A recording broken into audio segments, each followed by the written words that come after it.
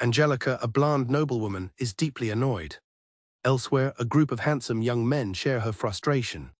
Interrupting the tense standoff, Leon steps forward with a smirk. He points directly at the prince, declaring himself the representative and challenging him to a duel. Behind him, a concerned Olivia calls out to the prince.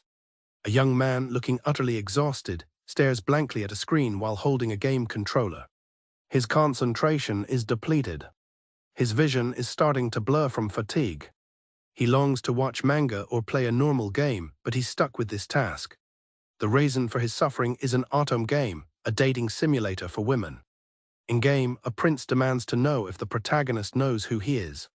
The game's female protagonist boldly retorts, questioning his manners instead. The player scoffs at the protagonist's sly audacity towards royalty. He notes that the game is a high-budget title with popular artists and famous voice actors featuring an all-male cast of romantic targets. He's exasperated by the cliched dialogue, where the prince's affection rises because the protagonist is different from other girls. He collapses onto the floor, lamenting that he wasted his precious rest time just to max out a character's affection meter. A message from his sister shows her at the beach with friends. He scoffs, realizing she lied about being busy. He angrily questions why she would make him play this game. This game, he recalls, belonged to her, and she had visited his apartment to make him play it because he seemed free. He remembers a particularly tough time when he declared he'd be fine by himself. His sister hid her boys' love collection in his room, which their mother unfortunately discovered. The more he tried to explain, the more doubtful his mother became. The memory was a complete nightmare for him. He reflects on his clever sister, who has the looks and grades to be trusted by everyone, especially their mother. To this day, his mom still looks at him with pity, having easily believed his sister's words. He reads a threatening message from his sister, a wolf in sheep's clothing, telling him to complete the game or else. He fumes in frustration over his situation. Furious, he vows to make her regret it. With renewed determination, he screams that he will complete the game. The game is set in a fantasy world of swordsmanship and magic, defined by its floating islands and airships. The game's protagonist is an ordinary girl from the countryside who gets to enroll in a school for nobles as an honor student, where she meets various romantic targets. The game combines romance with adventure and warfare in a world that benefits women, where the protagonist is often picked on by girls of higher status. He finds the game strange, but understands why someone might want to complete it. The game was made by a company that used to make games for men, which explains its RPG and battle simulator elements where knights fight in power suits. The battles are unusually difficult, and he loses yet again. The prince unleashes his final skill attack, but an enemy counterattack destroys him. He yells in frustration, calling the prince trash and questioning why an autumn game has such difficult elements. He suspects his sister gave up because everything except the romantic parts was too hard. He can't afford to waste time and realizes, to his dismay, that he'll have to use his own money for in-app purchases. He concludes the developers made the paid content for Battles thorough because they knew how difficult it was. He browses the cash shop, noting the great stats on the paid items, and spots the most expensive ship.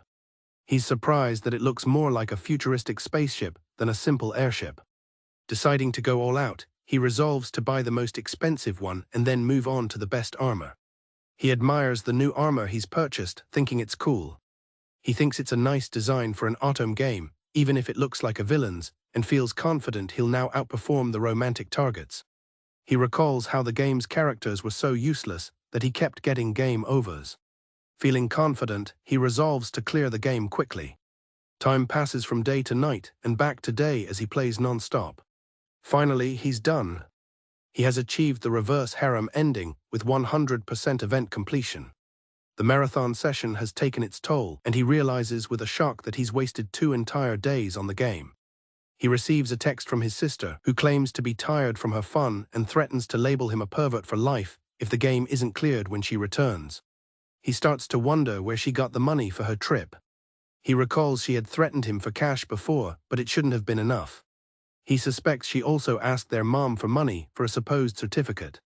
A malicious grin spreads across his face as he decides his sister has messed with him for the last time. He prepares to send the photographic proof of her lies to their mother to expose her. As he's about to hit send, he realizes he probably didn't need to complete the game after all. Shrugging it off, he celebrates his newfound freedom. But as he tries to leave his room, his vision blurs and distorts. A wave of dizziness hits him, and he feels unsteady on his feet, wondering what's happening as he stumbles towards the stairs. He loses his footing and tumbles down the stairs. He thinks in disbelief that this can't be how he meets his end. His consciousness fading as he reaches a hand toward the sky. He lands hard on the ground below. He awakens with a start, finding himself as Leon Fu Bartfort, a 5-year-old boy. Utterly bewildered, he questions what just happened. He wonders if it's all a dream, though everything feels disturbingly realistic. Looking around, he sees floating islands in the sky, just like in the game. His memories are jumbled, and he feels disoriented. He finds he is unable to recall his own name from his past life. He finally recalls that his name is Leon, and realizes he needs to get home before dusk. Suddenly, his father appears and strikes him. Baron Balkus angrily demands to know why he ran away on such an important day. His mother, Luce, gently explains that today is the day the madam is visiting. Leon apologizes meekly. A group of imposing figures appears in the doorway, led by a stern-looking woman who comments on the situation. The woman, identified as Balkus's wife Zora, coldly declares that an uneducated child is no better than an animal. Balkus and Luce look on, distressed. Zora orders Leon to go reflect in the store, instructing his brother to help him study. As he's led away, he hears Zora telling someone they are dumb and that the visitors will leave in a few days. In the storehouse, Leon's brother Nix notes his unusual quietness. Nix is surprised when Leon addresses him as bro. He asks if Leon is trying to act older, a change from his usual way of speaking. Leon, still disoriented, asks why they are the only ones in the store. Nix explains that it's because their mother is a mistress and they are boys. Nix then proceeds to explain the family situation. Their father, Balkus, has a legitimate wife, Zora, and 2 legitimate children who live in the capital. Luce is his mistress, and they, along with their sisters, are her children. Nix continues, explaining that the Bartford clan owns a floating island and used to be a baronetcy living peacefully.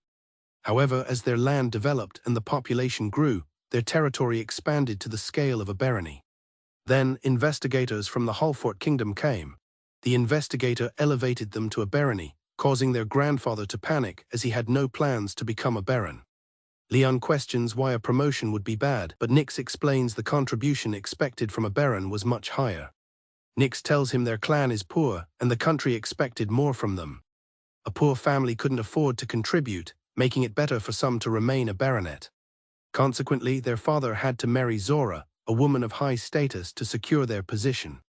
Leon asks why Zora doesn't live with them, and Nix explains that women of her status prefer the capital. Leon finds this normal, but muses that he would marry someone of a lower rank. Nix urgently warns him that he must study hard and get married at the academy before he turns 20, or he'll end up as a leftover spouse for an old lady. Leon is shocked by the idea of marrying before 20 and becoming a leftover spouse. Leon asks if this means they'll be forced to marry older women. Nix explains that these are women who couldn't get married or had men run away from them, and that it's bad for their image not to have a lover. Leon is stunned to learn that there are many women who marry young, leftover men. He asks about the man's side of the arrangement. Leon shouts that in this world, women hold all the power, a fact proven by their own father's situation. Nix calls Leon weird for his reaction. The world feels incredibly strange to him. He then notices the elves with Zora and asks about them. Leon asks if the elves are Zora's lovers. Nix confirms that the demi-human elves are both her lovers and servants. He collapses onto the table, much to Nix's confusion. The horrifying realization dawns on him: this is the world of that Atom game. Nix tries to wake the sleeping Leon, snapping out of his despair with a manic grin. Leon tells his brother that this world is seriously unreasonable, and Nix agrees. Suddenly Leon erupts, yelling in frustration, startling his brother completely. He screams in agony, realizing he has been reincarnated under the name of Leon Fu Bartfort. He now understands that he is in the world of an Atom game, and his cry of despair echoes across the landscape. 10 years have passed, and older Leon reflects on the decade that has gone by since he regained his memories. As he gets dressed, Leon reflects on his new reality, an Atom game world full of absurdities that appalls him daily. He reviews a note from Nix summarizing their grim prospects: married life sucks, and men are looked down on if they're still single by age 20. The situation is even worse for male aristocrats who won't get a job or succeed in life if they don't marry. It's a world of constant conflict where men fight and die, yet it is a matriarchy where women hold all the power. Leon wonders why he was reincarnated into such a cruel world. He realizes that as one of the 3 sons of a poor baron, he's nothing more than a mob character, so insignificant that his family wasn't even mentioned in the game. He accepts his status as a mob. He knows that next year he is scheduled to enroll in the capital's academy, the main setting of the autumn game. A young man remarks that Nyx is having a tough time, but is glad to be leaving this place, seeing it as a chance to find a partner. He tells a dejected boy that his brother is feeling down, and that it will be his turn one day. The word betrothal hangs in the air. Leon is furious, demanding to know what's going on since he's supposed to be going to the academy. Zora calmly informs Leon that she has arranged a marriage for him with the daughter of a court noble and asks if he has any objections. Leon is aghast, thinking of course he has objections. He looks at a picture of his betrothed and is horrified to see she's a 50-year-old woman who has already had 7 marriages. Leon protests, asking why they're discussing this now when he hasn't even enrolled in school yet. Zora dismisses his concerns, stating that while the second son can go, there's no point in spending money to send the third son. Balkus tries to apologize for the situation. Balkus admits that they don't have money, but there are other ways of making it. Zora coolly advises Leon to be thankful for the match, as it's a smart choice for the family's sake. Zora smirks, revealing she has also planned for him to become a soldier. Leon realizes with horror that she wants him to die in battle. He learns that the woman's past spouses were all honorably killed, and that dying in battle as a noble is considered an honor. Leon refuses flatly, but Zora silences him, yelling that he's just the 3rd son and should work for his family. He angrily points out that he works tirelessly in the fields, while Zora lives in luxury in the capital on his father's money. She reminds him that their family's reputation would be ruined if his father broke ties with her, so he can't divorce her. Trapped, Leon desperately tries to remember anything from the game that could help him escape. Leon realizes that if he doesn't do something, he'll have no future, so he proposes to provide the money himself. Zora scoffs, calling him a loafer with big words. She dismisses his idea, stating that it's rude to refuse a betrothal and that just paying entrance fees isn't enough. As his father tries to argue that Leon is still young, Zora cuts him off with a sharp silence. Zora explodes with rage, complaining about picky country brats and reminding them that no one wants a man over 20. Balkus pleads with her to consider Leon's feelings about marrying a woman in her 40s. Leon offers to handle the money. Zora questions his resources and demands he send her more money each month instead. Leon asks his father for some time. Later outside, he sees Zora's airship and wonders about its cost. He asks his father why he married such a woman, and Balkus explains that he had no choice. Marrying Zora was the only way for their family to become barons. Leon asks if his father can really get the money, but Balkus admits it's tough as they're already in debt. Leon finds it strange that this issue came up so suddenly for him, but not for his older brother, suspecting she doesn't want him to go to school. He decides to write to his brother for answers later. He then asks his father to arrange an airship for him. His father, shocked, asks if he's planning to skip town, but Leon reassures him that he won't trouble the family. With newfound resolve, he declares his intention. He's going to become an adventurer to shut Zora up and fight for his own life. The new chapter begins with Leon hunting a horned, fish-like monster. He carefully takes aim with his rifle, but the creature proves to be incredibly agile, dodging the shot at the last second, much to his frustration. The monster lunges aggressively towards Leon, who cries out as he struggles to fend it off with his rifle. The creature seems to taunt him, but Leon is resolute, determined that he will not die here. With grim determination, Leon fires his gun again. This time the shot finds its mark, and the monster twists and writhes in the air. Panting from the effort, Leon watches, hoping he finally defeated it. With the monster gone, Leon's thoughts briefly return to his past life, wondering if he gained any experience points. His focus quickly shifts back to the grim reality of his situation, recalling the contents of a letter from his brother, Nyx. The letter confirmed his fears about his potential marriage partner, revealing she runs a sinister association that marries men only to send them to die in battle for the compensation money. The letter also revealed that Zora, his father's wife, has ties to this morbid association. Overwhelmed with frustration, Leon questions why he, a mere background character, is caught up in such a plot. He concludes that his only way out is to earn money by becoming an adventurer. It is a well-respected path in this world. Leon reflects on his past self. He once believed that his knowledge of the game would make him invincible as an adventurer, but that motivation quickly faded. The harsh reality of his new life, filled with endless farm work for meager meals, crushed his spirit.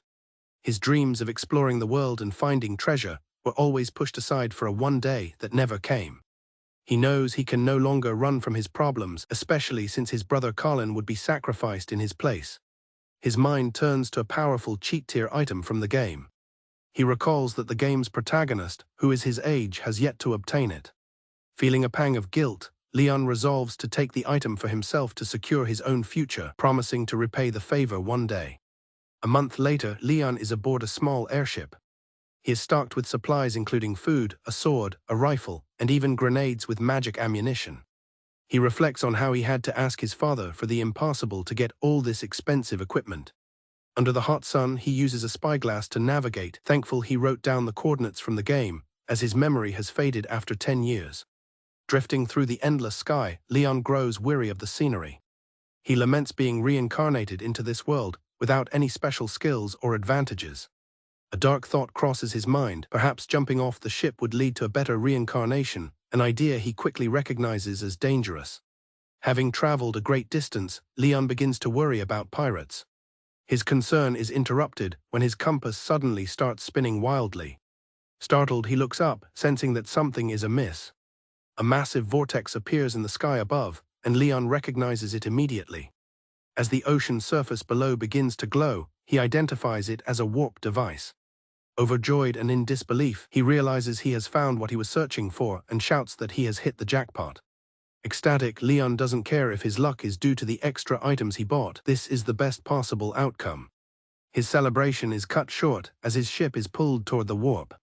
The ship is pulled violently into the shining water below. He frantically tries to regain control, urging the small vessel to hold together against the powerful forces.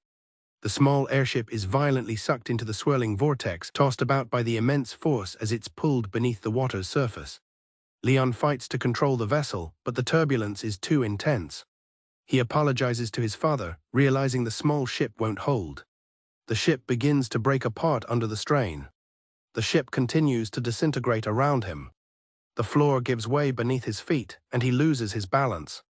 He screams in terror as he plummets through the wreckage. After the crash, Leon lies on the ground, dazed and aching. As he pushes himself up, he sees a ruined, modern-looking building before him. With a sense of awe, he realizes he's found it, the location of the priceless item he risked everything to find. In this world, there exist extremely rare, lost items, powerful artifacts made with lost technology. Some are so strong they can be considered cheat items, with some even being exclusive to the protagonist, giving them a special feel. This very floating island is considered one of those lost items. Leon surveys the dilapidated facility, recognizing it from the game and feeling relieved he brought weapons and ammo. He knows he wouldn't be able to get through without them, especially the magic-imbued ammo. Since his boat was destroyed, he realizes he has no other way out. He identifies the security robots, feeling a strange pity that they must defend this deserted island and facility. He takes aim and fires. The lightning-imbued bullet strikes the robot, causing it to short-circuit. Just as he remembered from the game, they are weak to lightning-type bullets. Leon follows the familiar path he took in the game, realizing he truly did reincarnate. He feels a sense of nostalgia upon seeing vending machines from his old world. He spots the skeletal remains of a researcher.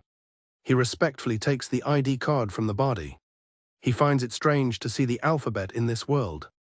He never thought about it while playing the game, but now he wonders what could have caused the downfall of such a highly advanced civilization. He reminds himself that this is both the world of an Atom game and the world he now lives in. But first, he needs the security card, which he recalls should be on one of the skeletons. After defeating and avoiding countless robots, he finally made it. He recalls that the item he seeks must be inside the massive, heavily fortified door. He swipes the security card to gain entry. Leon enters a vast docking bay for the lost items, amazed by the sight. He notes that most of the items seem damaged or gone, but he came for something else. He spots his target and confirms with certainty that this is the one. He exclaims in triumph upon finding the ancient spaceship. He recognizes it as the cash shop item he bought before he was reincarnated, figuring it had to be here. Though covered in vines and moss, the ship appears completely undamaged. He uses the card and the ship beeps to life. The massive doors slide open with a heavy sound. Leon cautiously steps inside, weapon at the ready. He's greeted by a sight straight out of a sci-fi film, an entirely different world that the game never showed. Walking through a vast corridor, Leon is astounded by the ship's immense size, wondering how it could even fly. He presses forward. Stealing his resolve, he declares that it's time to go. Suddenly, a hulking Guardian robot activates before him, its optical sensor flaring to life and identifying him as an intruder. Leon fires his rifle at the robot. The bullet glances off its leg without leaving a scratch. Smirking, he acknowledges that just as he thought, his attacks are useless. He cheekily asks the robot if showing his key card would grant him passage. The robot scans Leon and the card, reporting that his physical features do not match the owner's and that the survival of all base personnel has been deemed hopeless. Declaring him an intruder, it prepares to exterminate him. Leon sarcastically thanks it for the thorough response. Leon narrowly dodges a powerful strike from the robot. He's surprised that it can speak. He quickly retaliates by throwing a grenade. He believes a direct hit from the magic-based attack should be more effective than a bullet. He is confident this is bound to work. However, the robot announces that magic-based attacks have reached a critical level and activates a magic barrier. Leon can only curse as his attack is nullified. The robot thanks him for the cowardly move. Leon is furious, screaming that its tactics are completely wrong and questioning why it has countermeasures against magic. He shouts that the robot didn't have magic barriers in the game and demands to know its weakness. The AI calmly retorts that it is only natural to analyze threats and prepare countermeasures, calling Leon smart and talkative. The robot seems to be enjoying the conversation, mentioning it's been a while since it last spoke to someone and may be excited. Determined to end the fight, Leon unleashes another powerful attack while the robot notes the incoming magic grenade. Leon erupts in laughter, revealing that it was just a regular grenade and calling the robot a careless dumbass. He admits he was hesitant to use the grenade because its power might damage the ship. Using the robot's own arm as a shield, he braces for the explosion. The damaged robot remarks on Leon's unusual fighting style, surprised that a magic user would use such weapons. It then asks what year it is on the new calendar, catching Leon off guard. Leon, caught in its grip, yells that he has no idea what it's talking about, but the robot states his answer is sufficient. The robot calmly states that it has been defeated, much to Leon's confusion. It then reveals the existence of new humans who used a powerful ability called magic to conquer the old civilizations.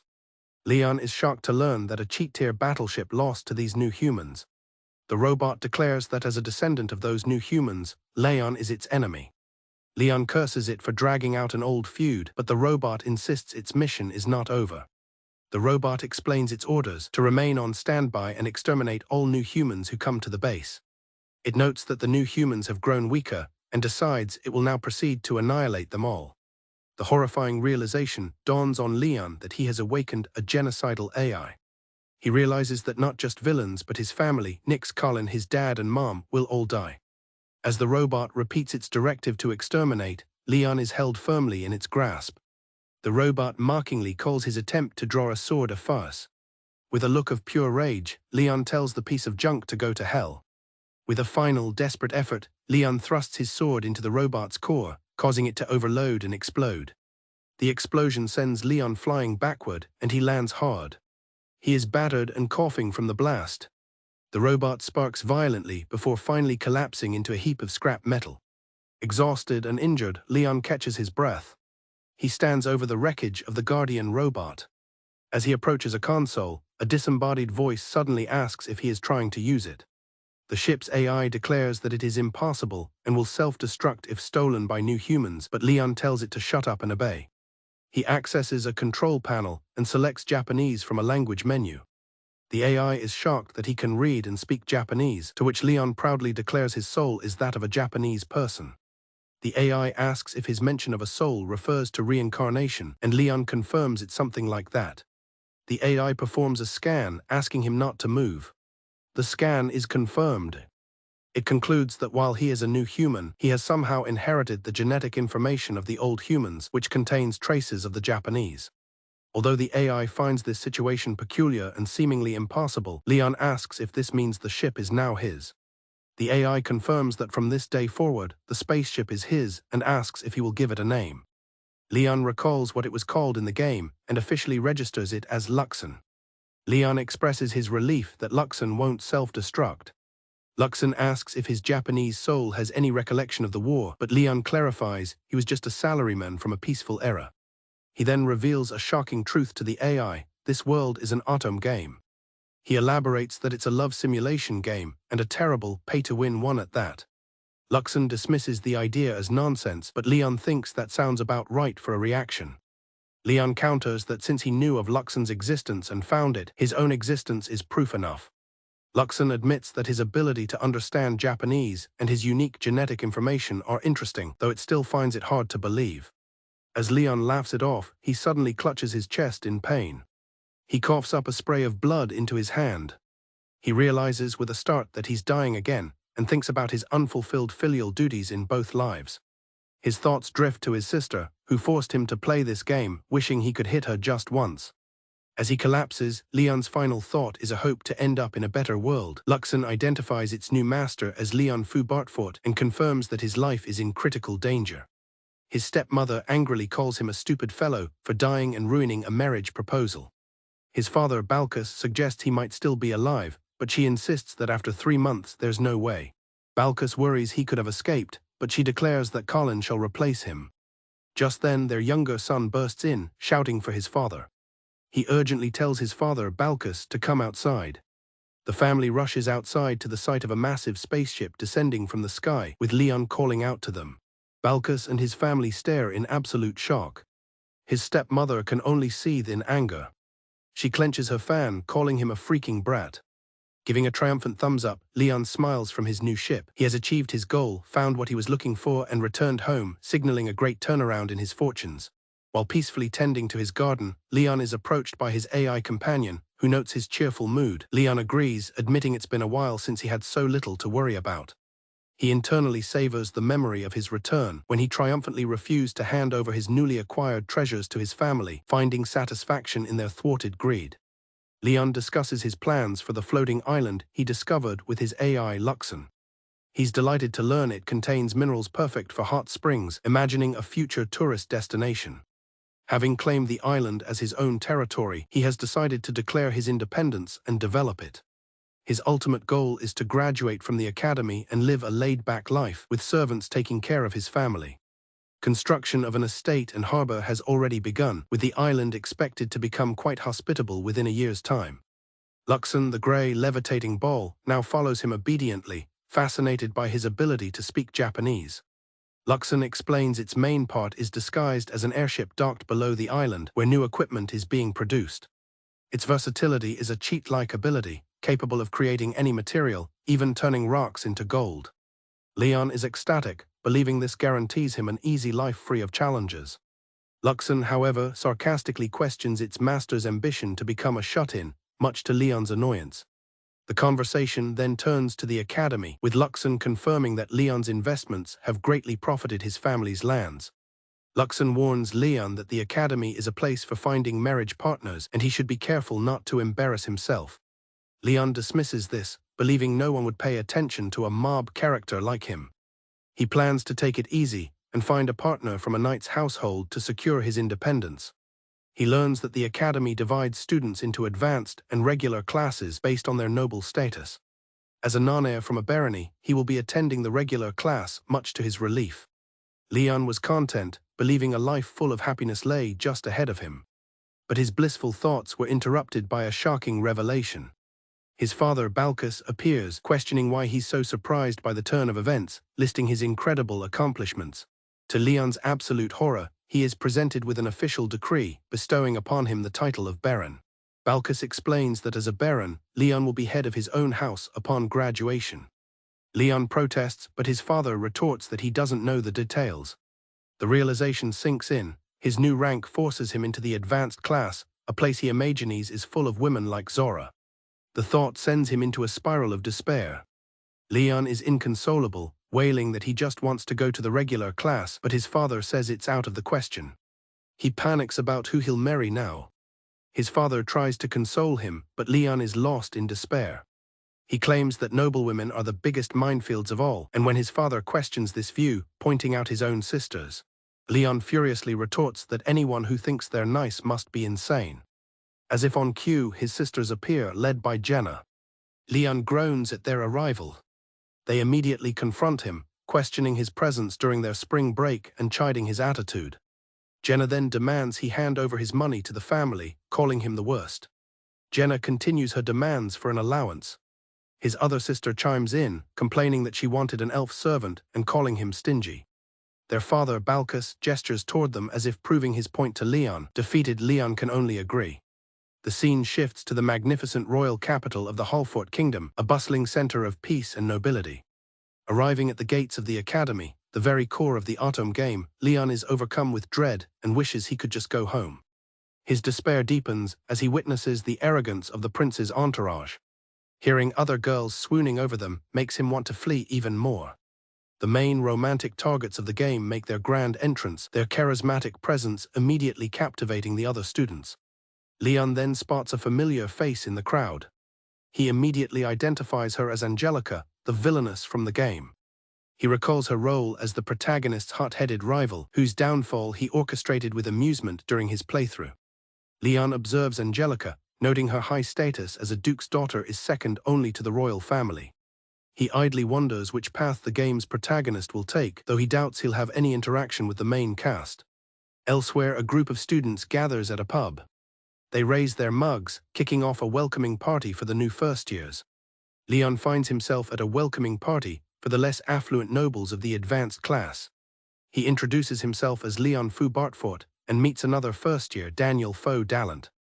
Daniel explains that their group was formed to support each other in finding a wife, a difficult task for them compared to richer nobles.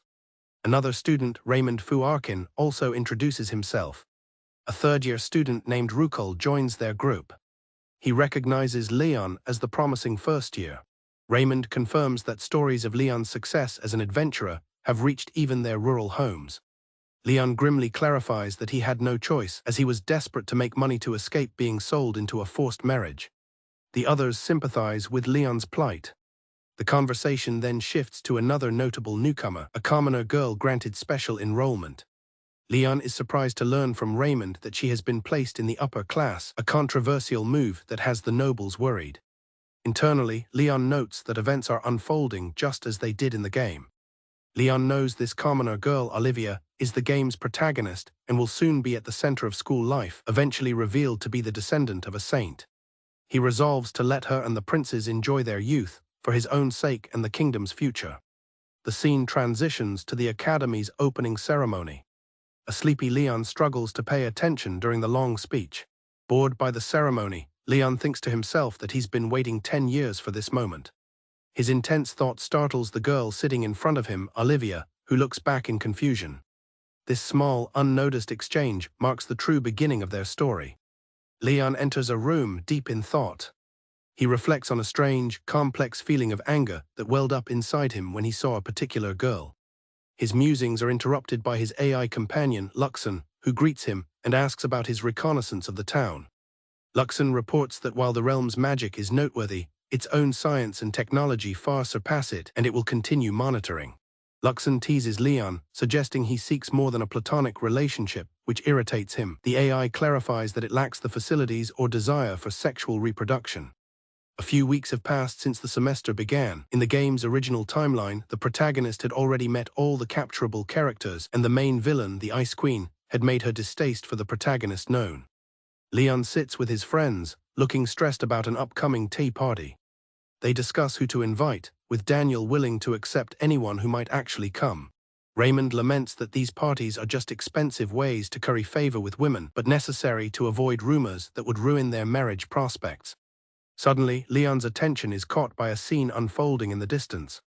The crown prince is being swarmed by fawning admirers eager for an invitation to his tea party. Other students gossip about the intense competition, noting that even daughters of high-ranking nobles are among the prince's followers. A single figure steps forward. She purposefully approaches the prince to address him. Angelica Raffa Redgrave, a duke's daughter, asks to speak with the prince about the upcoming tea ceremony. The prince seems annoyed, telling her not to be so forceful. Angelica retorts that the conversation around him is rather loud. Watching from afar, Leon feels uneasy about the passive-aggressive atmosphere and resolves not to get involved. The prince ignores Angelica, instead calling out for Marie. Angelica tries to silence him, but it's too late. The girl, Marie Faux-Loven, timidly asks if he called for her. Leon is shocked, recognizing the girl. His friend Raymond asks if he knows about her, calling her the girl everyone's been talking about. Leon's friends gossip about the famous Marie, recounting rumors that she slapped a royal prince. Leon confirms the story is real, adding that Prince Julius simply laughed it off. At that moment, the prince invites Marie to a small tea party he's planning. Angelica immediately objects, insisting that a prince's tea party must follow proper rules and etiquette. The prince coldly challenges Angelica, asking if she dares question his decisions. Angelica stammers, trying to mention the authority of the royal house. Watching the scene unfold, Leon realizes this is a mandatory event from the game, which means the protagonist must be nearby. The prince tells Angelica that despite being his betrothed, she has no right to interfere in his life. Humbled, Angelica concedes her rudeness. After Angelica steps back, Marie looks on with concern. The prince's companions approach Marie, with one apologizing for the uncomfortable situation. Marie nervously asks if it's truly okay for her to attend. Another companion reassures her, explaining that the prince is just bad with formal situations and that this is the first time he's been so eager to invite a girl. The flustered prince insists that he wants Marie to attend his tea party. Overjoyed, Marie accepts his invitation. As the group walks away, Leon watches the entire exchange, pondering how things turned out this way. The instructor lectures on the importance of tea parties, explaining they are a reflection of the host's character. Leon, finding the class incredibly boring, is unimpressed. He complains internally that it's just a class for boys to sit through in silence, and his inattentiveness does not go unnoticed as the instructor calls him out by name. The instructor tells Leon to be more attentive. Leon mutters to himself that this is typical of country bumpkins who get a little success. The instructor continues, acknowledging Leon's feelings but stressing the importance of every detail. Sensing Leon's lack of understanding, he decides a practical demonstration is in order. The instructor calls him forward for a practice round. As Leon walks to the front, he internally scoffs at the idea of tea parties, seeing them as just a way to curry favor with women. He puts on a false face, sarcastically declaring his excitement. The instructor simply tells him to please be excited. After the demonstration, a crying Leon proclaims the instructor his sensei. The teacher notes that Leon finally understands, and Leon admits he was truly moved by the deep and complex world of tea. He expresses shame for ever mocking it, and hopes to one day hold a perfect ceremony himself. The instructor is pleased, but explains that the most important part is hospitality from the heart, a path he himself is still on. The instructor invites Leon to tread the path of the art of tea. Overcome with emotion, Leon declares the man his master. He vows to follow him for life, while his friends watch from their seats, completely baffled and wondering if Leon hit his head. Back in his room, Leon admires his new, elaborate tea set, feeling as though he's been given a new life, though Luxon dryly reminds him he was ready to hire a professional just a moment ago.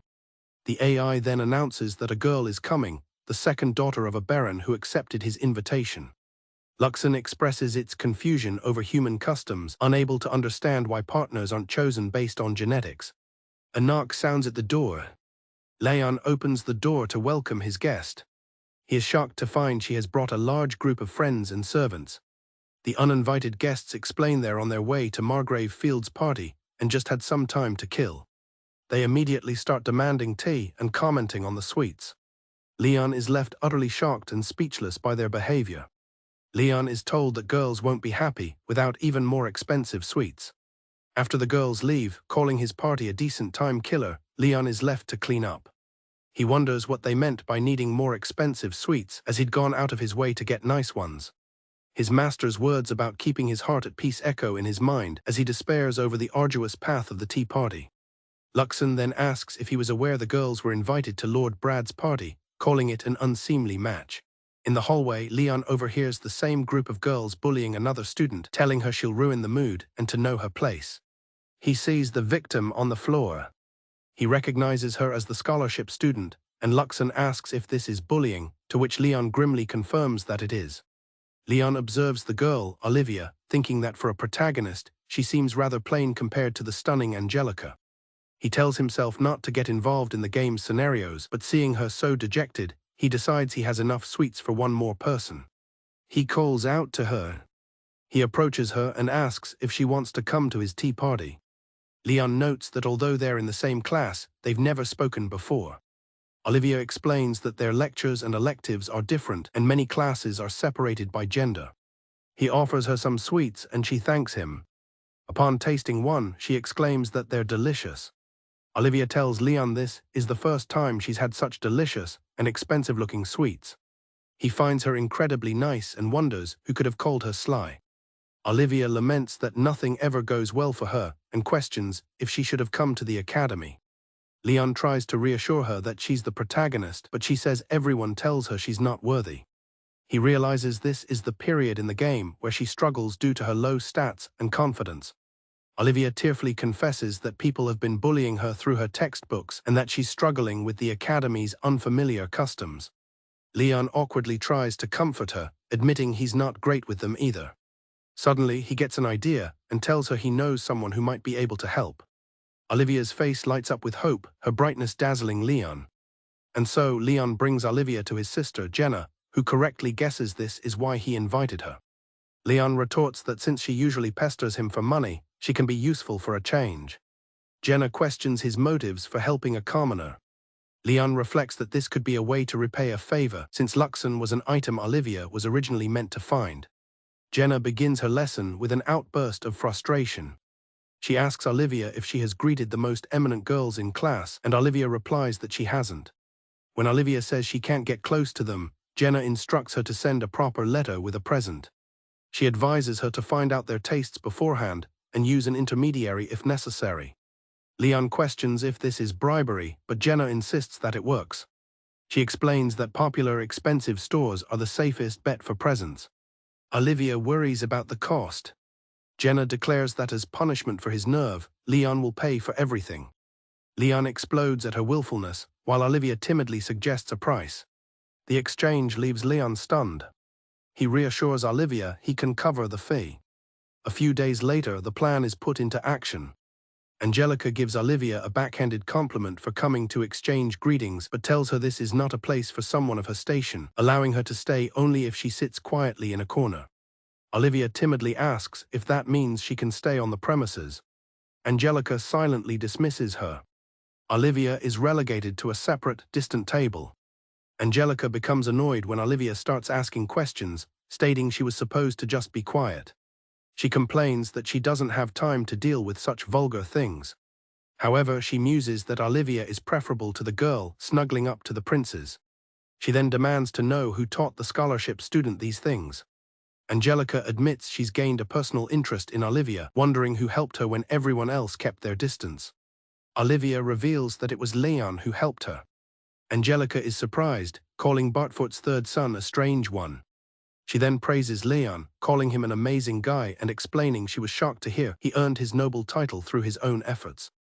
Angelica muses that Leon seems good-natured and considers creating an opportunity for him to speak with the princes.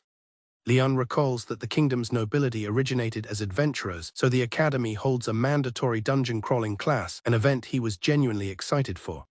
Inside the dungeon, Leon is in despair. His friends Daniel and Raymond have fled. Enraged, Leon yells that the bastards ran away. One of his remaining party members apologizes, explaining that Angelica had invited them somewhere else. He admits that he wants to run away too. Leon fumes about his group members. He realizes that the top nobles of the class are in his group with Olivia and himself only because they see him as a convenient guard. He reflects that his reputation as an adventurer and Angelica's recommendation led to this, as it's considered improper to hire a real knight as a guard. An instructor announces that students must form squads of 5. The students are told not to go beyond the 3rd floor. Olivia eagerly asks to be in a group with Leon. Their conversation is cut short by a shout. Marie confronts Olivia, telling her to know her place. The prince intervenes, telling Angelica to stop, but Angelica retorts by asking if he intends to allow Marie's indulgence. Marie tearfully says she just wanted to group with him. Angelica angrily warns her not to push her luck. Leon recognizes the scene from the game, but with a critical difference. The prince is defending Marie, not Olivia. Leon asks Olivia if there's something strange about Marie. Olivia reveals that Marie has been bullied even more harshly than she has. Leon recalls rumors that Marie is the daughter of a poor viscount. As Leon processes this, other students gossip about Marie's audacity. The commotion escalates until the prince finally screams for everyone to stop it. The prince decisively declares that he will group with Marie, and the rest can do as they please. His companions are shocked, and some blame Angelica for bothering the prince. Angelica is left stunned, stammering that she was just trying to do what was best. Leon and Olivia can only watch as a nasty fight breaks out among the school's elite. Leon's AI companion, Luxon, announces that a requested package has arrived and questions its purpose. Leon inspects the contents, a pair of rabbit ears. Luxon, now sporting the accessory, explains it had hoped the ears might improve Leon's unfriendly attitude, but now laments the resulting humiliation. The story breaks the fourth wall, teasing the reader who might have expected a cute illustration of Olivia. Instead, it presents the 5 main love interests striking dramatic poses, declaring it a shame. Olivia voices her suspicion that the dungeons feel strangely artificial, as if the treasures were intentionally placed for someone to find. Leon internally acknowledges that the dungeon is from an Atom game, but believes there's no point in questioning it. Olivia is surprised by his disinterest and urges him to investigate further, but he declines. She finds his attitude cold and distant. Leon reflects that he must maintain this distance, as Olivia is a future saint destined for royalty, far beyond the reach of a mere mob character like himself. Leon complains about their unusual situation, noting that no one else from their class has advanced so quickly. He cynically suggests they were sent ahead as bait to lure out monsters, a thought which horrifies Olivia. Their conversation is cut short when they are suddenly confronted by a swarm of giant ants. Olivia is startled by the appearance of the giant ants, but Leon remains unfazed, seeing the 5 enemies as a perfect opportunity to test out his new sword. Without hesitation, Leon charges into the swarm of giant ants, his new sword flashing as he begins his attack. He quickly takes down 2 of the giant ants. He continues his assault, dispatching a third.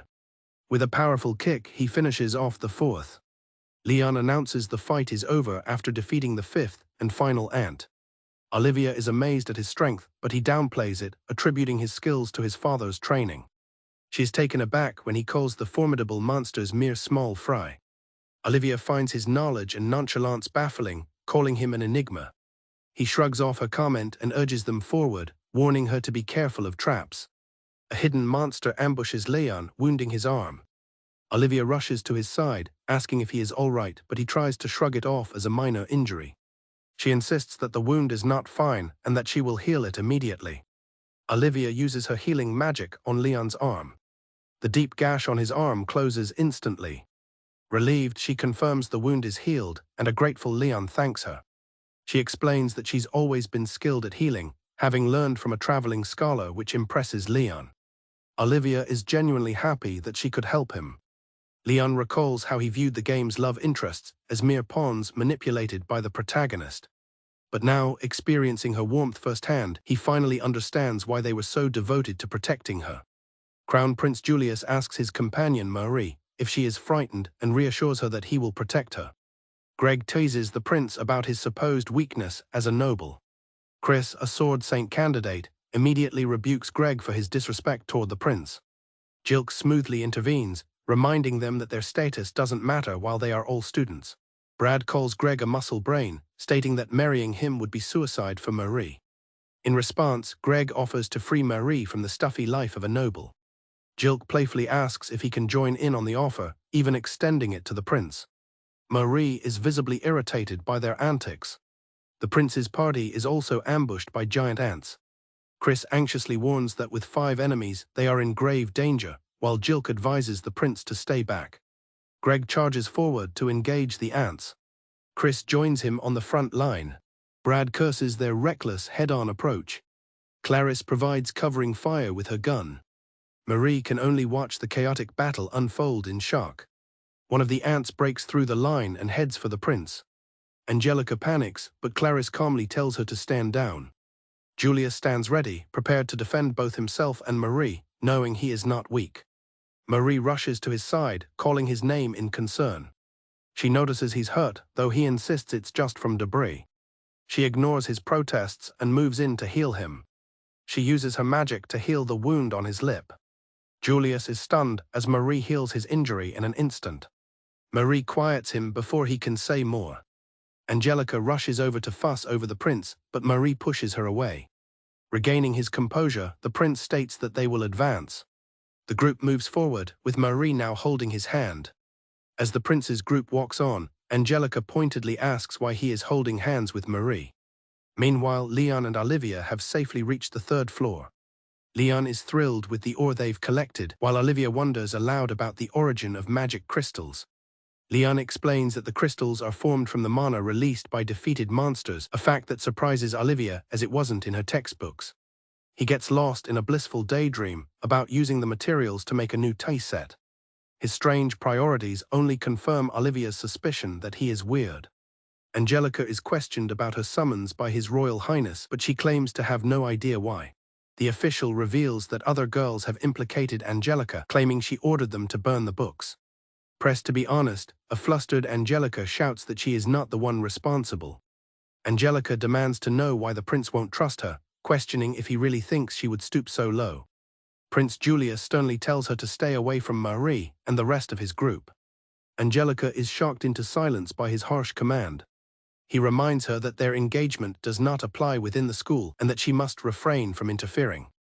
A group of students discusses how two of the rich kids have just gotten engaged. One of the boys is dismayed, as the girls involved were the only ones who were kind to them.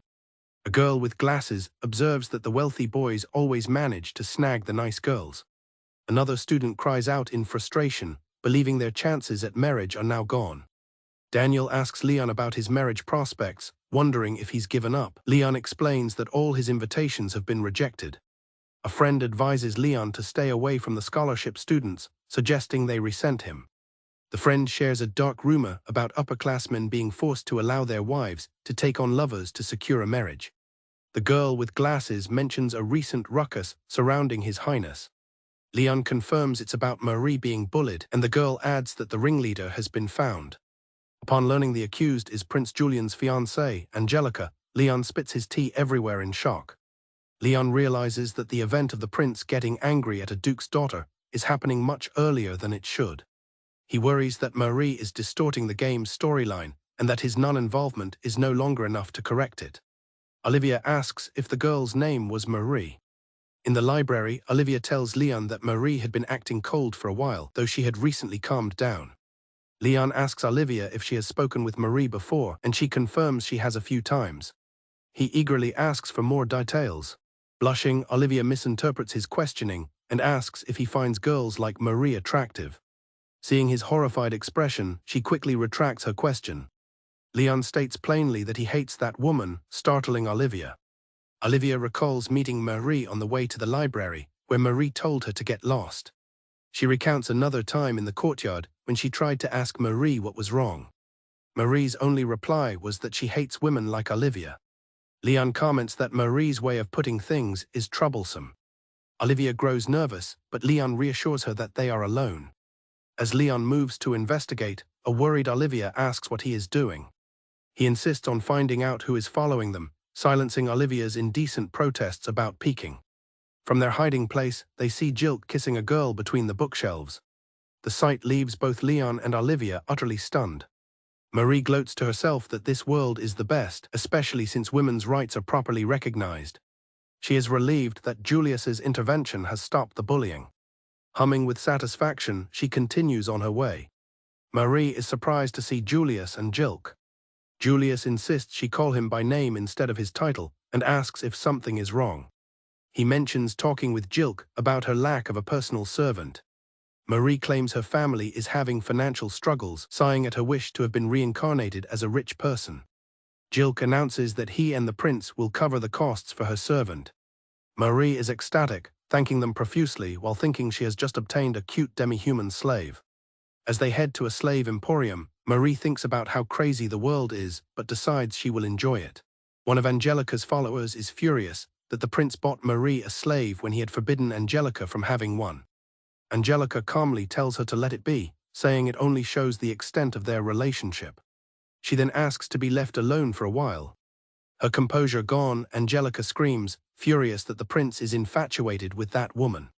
Angelica cries out in anguish, lamenting that she lived her whole life for His Highness. She flashes back to an image of the prince embracing Marie, questioning why this is happening. Collapsing on her bed, she wonders why she was rejected and calls herself a failure. Jenna bursts in, yelling at her dumb brother.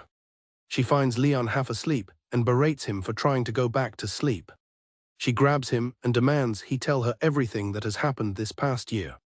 Jenna explains she heard strange information about a girl named Marie and came to confirm it. Jenna explains that Marie gets along with the prince's entire group. Leon processes the information that Marie gets along a bit too well with the elites. Jenna asks about the Duke's daughter, but Leon says he only heard that His Highness was mad at her. Leon asks his sister if she knows anything about the rumors of Marie being bullied by the Duke's daughter. Jenna calls her brother an idiot for his line of questioning. She explains that making an enemy of a Duke's household is a death sentence, meaning Marie wouldn't be alive if they were serious. Leon asks if this means the Duke's daughter is unrelated, but Jenna says it's a different matter. Jenna explains that since the prince will inherit the throne, being disliked at school would be disastrous for him. Jenna tells Leon to stay away from the prince and the Duke's daughter, but he dismisses it, saying they wouldn't be interested in a rural baron. She reminds him of the upcoming end-of-term party and warns him not to embarrass her. Leon mutters that his sister only talks about herself and realizes he needs to change his target to someone who knows His Highness. Leon collapses on his bed, thinking about the end-of-term party and how he only went to dungeons and had tea parties. Luxon appears, sarcastically noting that his morning's activity is an improvement for his lazy master, despite his lack of progress finding a partner. Leon asks if Luxon hates him, and the AI confirms it hates new humans and therefore its master. Leon retorts that he'll exploit it forever. He then asks Luxon to gather information for him regarding the Duke's daughter and Marie's backgrounds. Leon asks for information on Angelica, but Luxon refuses to divulge personal details like her measurements.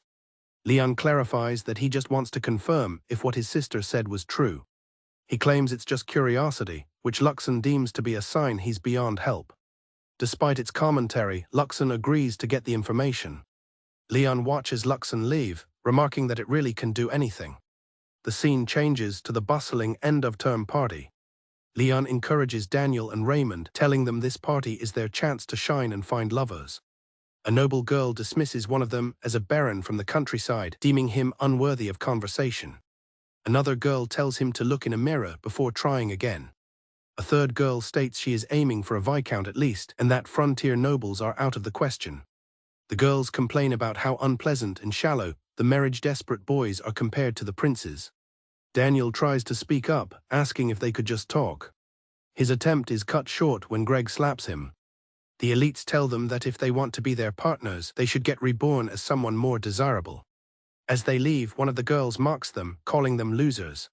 Daniel and Raymond are left fuming at their arrogance and how they were told to get reborn. The friends are exhausted, admitting they've come to dislike girls lately. Leon reflects that the rumor about guys hating girls and pursuing each other isn't funny anymore. Daniel begins to wonder if a cute guy would be a viable option, forcing Leon to tell him to get a grip. A panicked Olivia runs up to Leon, telling him there is trouble involving the court. Leon looks on, confused. A crowd has gathered to watch the unfolding drama. Marie asks Angelica why she won't understand, while Leon asks a friend what's going on. Angelica shouts that she is doing this for the prince's sake and cannot stand Marie's words. She demands to know how the prince can accept Marie, knowing her true nature. Olivia explains to Leon that Angelica saw Marie holding hands with someone other than His Highness. Olivia tells Leon that when confronted, the prince simply said something like that wouldn't anger him. Angelica accuses Marie of making moves on every single one of the prince's companions. Angelica is shocked when Chris confirms that they know. Chris explains that Marie saved him by lending him a listening ear, and he feels he must protect her. Greg tells Chris to be honest and just admit that he likes her. Jilk chimes in, agreeing that Marie is a wonderful girl, but claiming that he is the one who loves her most. Angelica grits her teeth in silent fury. Prince Julius makes his own declaration, stating that the one who loves Marie the most would be him. The crowd erupts with excitement over the romantic declarations. Onlookers comment on how pitiful the Duke's daughter is in comparison. Angelica asks if he's not just ending this as a school affair, and the prince confirms that Marie is irreplaceable to him. The crowd whispers that this must be the end for the Duke's daughter, as Leon notes how quickly they turned on Angelica. Leon remarks to Olivia how painful it is to watch the harem unfold. Angelica throws her glove, which lands at Marie's feet. She looks down on Marie, calling her a deceitful wench and demanding she pick up the glove. As his friends react with confusion, Leon recalls the dueling event from the game. He remembers the game's rules. Throwing a glove is a challenge to a duel, and girls can choose a representative to fight in their place. The prince tells Angelica that she has disappointed him. He then offers to serve as Marie's representative in the duel. Greg and Jilk immediately volunteer as well, eager to join the fight. Chris and another companion also offer to fight as her sword, confident in their skills. Marie is moved to tears, relieved that everyone is there to support her. Her slave Kyle also chimes in, offering his support. As Leon mutters about the reverse harem, his friends wonder what will happen to Angelica. Raymond notes the strength of Marie's supporters, especially Chris, the successor to the Sword Saint, whom Daniel agrees no one would want to fight.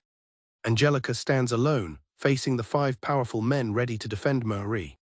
Angelica's followers turn their backs on her. Dan taunts her, saying that even he feels sorry for her now that she's been abandoned. Leon reflects on Angelica's emotional nature and remembers that in the game, she broke the rules by having an outsider fight for her, leading to her embarrassment. He remembers that in the end, she was forced to marry an ugly man from the countryside. The crowd begins to bet on how much she will embarrass herself. Leon's friends call her a stuck-up prick, agreeing that she is getting what she deserves. Angelica looks on, distressed. Leon watches Angelica, his expression serious. Dan continues to taunt her, asking what happened to her pride now that she doesn't have a representative. The prince asks Angelica if she has resolved herself to fight them. Leon's gaze becomes intense. He takes a determined step forward. Olivia nervously tugs on his sleeve. Olivia anxiously asks Leon what he is going to do. His friends try to reason with him, calling him an idiot for even thinking of getting involved. Raymond frantically points out that the battle is already decided and that getting involved with His Royal Highness is reckless. She warns that it could even lead to the death penalty, a fact Leon already knows. Leon thinks to himself that he hates guys with passion. He reflects that he isn't close to Angelica or anything. All he wants is to be a normal background mob character, but he finds himself unable to stay out of it. Deciding he can't let this be, Leon calls for everyone's attention. He steps forward and declares that he will participate as Angelica's representative, formally introducing himself to the opposition. Dan confronts Leon, questioning his identity and noting he is not one of Angelica's usual followers. He recalls hearing about a successful adventurer who enrolled at the academy and asks if that was Leon. Nearby, Angelica looks on in surprise as Leon acknowledges her. Leon encourages a hesitant Angelica to accept his offer to be her representative. After a moment of hesitation, she agrees.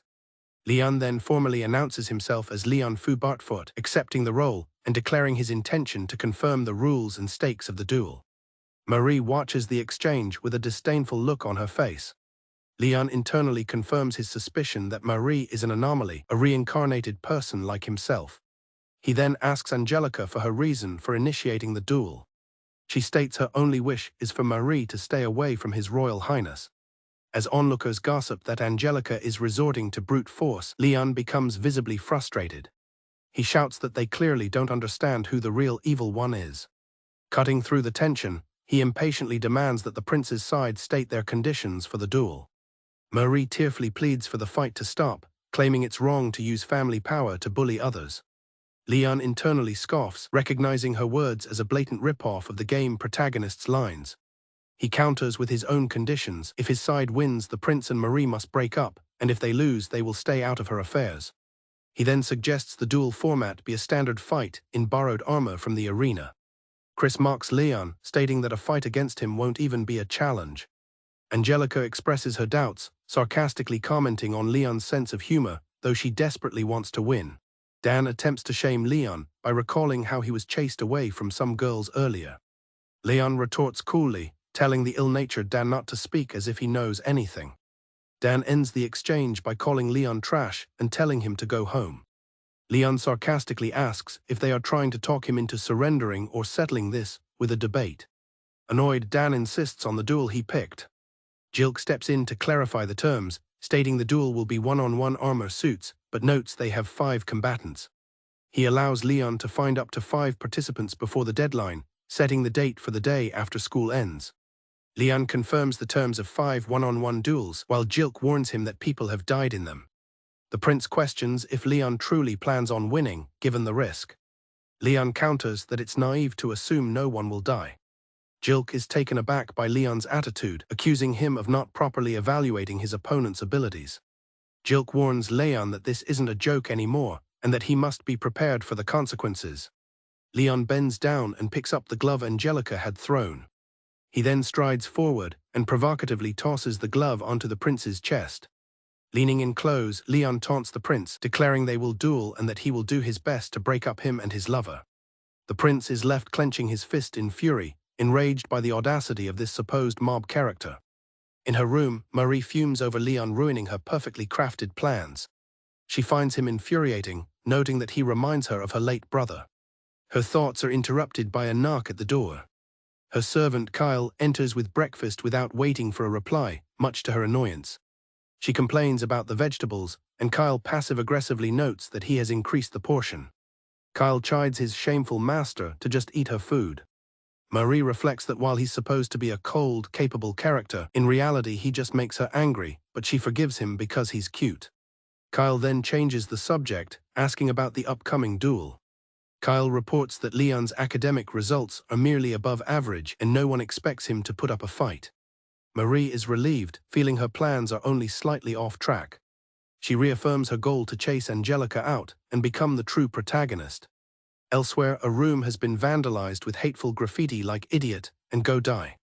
In Leon's now vandalized room, Luxon reports that the culprits were fellow frontier nobles incited by the prince's lackeys. It coldly notes that even his friends Daniel and Raymond participated to secure their own futures. Luxon displays a betting chart showing Leon as the overwhelming underdog, remarking on how unpopular he is. Luxon asks for his plan, noting his lack of popularity. Leon instructs it to bet 500 platinum pieces on him to drive up the numbers. Luxon calls him a horrible person for escalating the conflict instead of resolving it peacefully. Leon explains he'd rather resolve things at once and simply didn't like his opponent's guts. Luxon dryly concludes he's the type to fail a lot. Leon meets with Angelica, who has arranged a room for them to talk. She immediately pleads with him to withdraw from the duel. Leon refuses, stating that backing down now won't do anything to improve his already terrible reputation. Leon notes that their opponents are trying to wear them down before the duel begins. She confesses that she no longer has any power and can't do anything for him. Leon asks if she has heard from her family. She laments that her family called her impudent for demanding the duel when all she wanted was to separate Marie from the prince. Angelica explains her grim fate, house arrest or exile for tarnishing the family name, seeing it as the end for her. Leon bluntly states that her life is the price for damaging a duke's reputation. Mistaking his words, Angelica asks if he thinks she's trying to curry favor with a duchy, which she vehemently denies. Angelica explodes, calling Leon an idiot for getting involved and making an enemy of the royal family. He wearily explains he was just tired of being mocked and decided he'd rather fight back. When she asks about his family, he claims to be an independent knight. She doesn't believe him, concluding that he must have a screw loose like a dungeon enthusiast. The argument continues, with Leon pointing out Angelica started the duel and her retorting that she already apologized. Angelica softens, telling Leon that his volunteering is more than enough and that she feels responsible. Leon agrees that Greg, Chris, and the others are well above the rest of the school, and Angelica insists he shouldn't risk his life. Leon points out that Angelica said the rest of the school, implying he is in a different league. On the day of the tournament, Leon heads to the arena. Olivia catches up to him, telling him that while she can't do much, she will be cheering for him. Leon playfully asks Olivia if she bet on him, promising to make her rich if she did. A flustered Olivia replies that she didn't, as she thinks gambling is wrong. Inside the arena, the 5 champions stand ready in their imposing armor suits before a massive crowd. Leon observes his opponent's mechs, commenting on their flashy paint jobs. The crowd boos him and tells him to lose, though one of his former friends yells at them to shut up. He spots his friends Daniel and Raymond in the stands holding betting slips. Leon realizes with a smile that they bet on him. Angelica frantically asks Leon where his armor is, but he calmly tells her to stay back. He reassures her that it's fine and that his armor is coming. Luxon's voice announces, "Arrogance inbound." As a twinkle appears in the sky, Leon looks up expectantly. A massive container plummets from the sky, crashing into the center of the arena. The sudden arrival leaves the crowd, and the opposing pilots completely stunned. From the wreckage of the container, a formidable dark-colored mech begins to rise, announcing that although it's a little late, Arrogance has finally arrived. Leon's massive, dark-colored mech, Arrogance, stands imposingly in the arena. He internally steels himself, acknowledging that his opponents are a pain in the ass. Compared to the sleeker armor of the 5 champions, Arrogance's bulky, seemingly old-fashioned design draws reactions from the crowd. The students can't help but let out muffled laughter at the sight of the unusual mech. The crowd's laughter grows, questioning the unbelievable sight of Leon's armor. Angelica asks if he really intends to fight with it, but Leon confidently tells her to just watch. Angelica looks on, concerned and sweating slightly. Beside her, Olivia wonders why everyone is laughing. Spectators comment that while highly mobile armor usually has the upper hand, Leon's is too bulky and outdated, likely a lost item whose technology alone doesn't guarantee strength. Olivia thinks its stubby appearance is cute, but Angelica dismisses her taste as weird. Angelica feels there's more to this than just an old piece of metal and wonders what Leon is thinking. Leon stands resolutely before his imposing mech, Arrogance. Leon swiftly climbs into the cockpit of Arrogance. Once inside, he grins and announces its mobilization, ready for the fight. Luxon asks Leon about the meaning of arrogance, to which Leon replies that it's a word that suits its master very well. His first opponent, Brad, approaches in a purple frame, praising Leon for not running away but questioning if he can win with such outdated armor. Leon recalls his game knowledge. Brad is a prideful narcissist, the weakest of the 5, whose arrogance often leads to his downfall. As Brad boasts about his custom-built frame and powerful spear, Leon simply notes that he brags a lot. Luxon points out a drone-like weapon on Brad's back and suggests a counter show-off, but Leon declines. Brad then taunts that Leon's purple mech looks lame. Brad, infuriated by Leon's attitude, prepares to attack. In response, Leon calmly states that he also came well-equipped and instructs Luxon to retrieve his very best blade from the backpack. A mechanical arm extends from Arrogance's back, retrieving the weapon. Leon bursts out laughing, exclaiming that it's a shovel, which Luxon confirms. Luxon reminds him it's the same one he used for digging, prompting a flustered Leon to demand a proper blade. Luxon points out that Leon had specifically requested his very best blade, implying the shovel was no accident, leaving Leon to resign himself to fighting with it. This spectacle causes the crowd to erupt in laughter, marking the shovel as a fitting weapon for a bumpkin. The other champions, including Greg and Jilk, look on with smug amusement. Brad, enraged, accuses Leon of mocking him, though Leon denies it was on purpose. The referee intervenes, calling for the battle oath. With the formalities complete, the announcer declares the start of the battle between Leon Foe Bartford and Brad Foe Field. Vowing to end the fight in a single strike, Brad charges at Leon, telling him to prepare to die as he closes in for the attack. Brad lets out a cry of disbelief. His drill-like weapon strikes Arrogance, but the attack has no effect, stopping dead against the heavy armor. With Brad's mech defeated and lying on the ground, Leon stands over him. Leon looks down at his fallen opponent, seemingly unfazed. The referee, surprised, looks on and announces that the pilot seems to have fainted. Luxon comments that a full-strength attack would have killed Brad, but Leon casually remarks that he barely even scraped him. With Brad unable to continue fighting, the duel is over. The referee declares the winner. The name Bartford echoes through the stunned arena. The crowd is silent, clearly unthrilled with the outcome, a reaction Leon had anticipated. However, a single man, his father Balkus, stands and applauds enthusiastically. Luxon observes that Leon is a gentleman, even on this occasion. The bewildered crowd murmurs, unsure of what just happened. Olivia excitedly tells Angelica that Leon won, but Angelica can only stammer in agreement. Angelica is in disbelief, finding it impossible that such a heavy armor could be so nimble. She recalls that Brad's armor was a custom-built model, yet he was defeated without a scratch. Meanwhile, other students who bet their fortunes on the princes begin to panic. While one student hopefully suggests Greg will win the next round, Angelica lets out a snort. She bursts into laughter, much to Olivia's confusion. Angelica explains that she can't help but laugh, calling Leon a truly terrible man. Olivia protests that Leon is a nice person, but Angelica simply agrees with her own assessment. She then wonders why Leon would ally with her if he's strong enough to win so decisively, knowing that being around her is a bad idea. The remaining champions discuss Leon's victory, concluding that his powerful armor must be a lost item that explains his confidence. Greg, acknowledging the threat despite Brad's weakness, declares he's going next to take care of it quickly. The referee announces the second battle, Leon Foe Bartfort vs Greg Foe Seberg. Leon acknowledges Greg's strength, an assessment Luxon confirms by noting the many repairs on his armor. Greg vows to remember Leon's name but dismisses his victory, claiming it was due to his armor, not his own strength.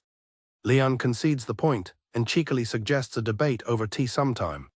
He then coldly declares he will destroy him. The battle begins. Greg lets out a battle cry as he attacks. Arrogance effortlessly parries the blows. Leon taunts his opponent, asking if that's all he's got. Leon acknowledges that Greg is skilled and has guts, but he knows his weakness. Yelling at Greg to use his damn gear properly, Leon smashes Arrogance's fist into his opponent's mech. Leon recalls Greg's fatal flaw from the game, his pride and overconfidence in his own abilities, leading him to rarely use equipment and suffer countless defeats. Leon taunts his outdated model and ignorant ego. The powerful blow sends Greg's mech flying. Before Greg can recover, Leon grabs his leg, ignoring his demands to be let go. Leon rips the leg from Greg's armor. Olivia cries out in alarm, but Angelica reassures her that the pilot is unharmed. Greg furiously accuses Leon of toying with him. Greg continues, claiming Leon is only winning because of his armor. Leon retorts that preparation is half the battle and that Greg is the one to blame for using outdated equipment. Leon coldly tells Greg he should be ashamed for making excuses about losing because of his armor. Enraged and humiliated, Greg curses Leon. He emerges from his cockpit, furious about the damage to his mech. Now on foot, Greg defiantly shouts that he won't lose and will fight to his last breath. Leon tells him to shut up and bring it on. Leon states that unlike Greg's group, picking on the weak doesn't sit right with him. Greg is incensed by the insult, demanding to know what Leon just said. Greg furiously denies ever picking on the weak. Leon mocks his ignorance and overconfidence, pointing out there are many like him in the world. Leon calls him disappointing and weak, saying he wants to end the fight. Seething with rage, Greg is left speechless. Leon casually flicks him away like a mosquito. The referee declares Bartford the winner, ordering Greg to stand down. The crowd murmurs about how awful the fight was. They conclude that Greg must have been weak to begin with, expressing their disappointment. Olivia is happy about the win but feels Leon went too far and should apologize. Angelica advises against it, saying it would only hurt Greg's pride more. The third battle is announced. The next opponent, Chris, steps forward, vowing not to falter like the others and to go all out from the start. Leon recalls Chris's profile from the game, a cool but flawed swordsman with no ranged attacks. Leon decides it's time for him to get serious too, concluding that all 5 of them are a pain. Chris questions if he's kidding, but Leon confirms it's a promise. The battle is set to begin. Leon orders Luxon to launch the drones, and Luxon confirms. A swarm of drones suddenly appears from Arrogance, stunning Chris. They immediately converge on him, unleashing a barrage of attacks that overwhelm his defenses. Chris cries out Leon's name in frustration as he is battered by the assault. Chris furiously questions if Leon is satisfied fighting this way, decrying the lack of chivalry. Leon retorts that the rules don't forbid firearms and that a duel is about winning, regardless of the method. He then turns the accusation of unfairness back on them, pointing out that a 5-on-1 match is hardly chivalrous. Chris struggles under the relentless drone assault. He charges forward, screaming Leon's name in a desperate push. Leon deftly disarms Chris, catching his sword. He commends his opponent's skill, calling him a true swordsman. Defeated and on his knees, Chris is left in disbelief. He laments his loss, wondering how it could happen when he worked harder than anyone else. Leon taunts the defeated Chris, telling him to cry to his poser girlfriend. Chris looks on, tears welling in his eyes. Chris tells him to shut up, while Leon privately admits he may have gone too far. Watching from the sidelines, Jilk realizes the situation is dire, having lost his bet and now seeing even Chris defeated. He resolves that he must protect the prince at any cost, even if he loses. The crowd erupts in a mix of confusion and awe at Leon's unexpected display of strength. Olivia, distressed by the nature of the fight, expresses her sadness to Angelica, who bluntly states that Leon cannot afford to show any weakness. Nearby, students discuss the formidable reputation of his opponent, Chris, a titled swordsman from a prestigious line of sword masters. Olivia is amazed by this, and Angelica confirms that Chris is indeed an incredible fighter, underscoring the significance of Leon's victory. Watching from the stands, Jilk grows increasingly anxious as he observes the battle, realizing he must be starting to panic. Elsewhere, Prince Julius prepares for his turn with Marie. He instructs her to load his armor with every available weapon, including both metal and magic bullets. In the arena, Julius yells for his opponent to bring his best, while Marie protests his choice of weaponry.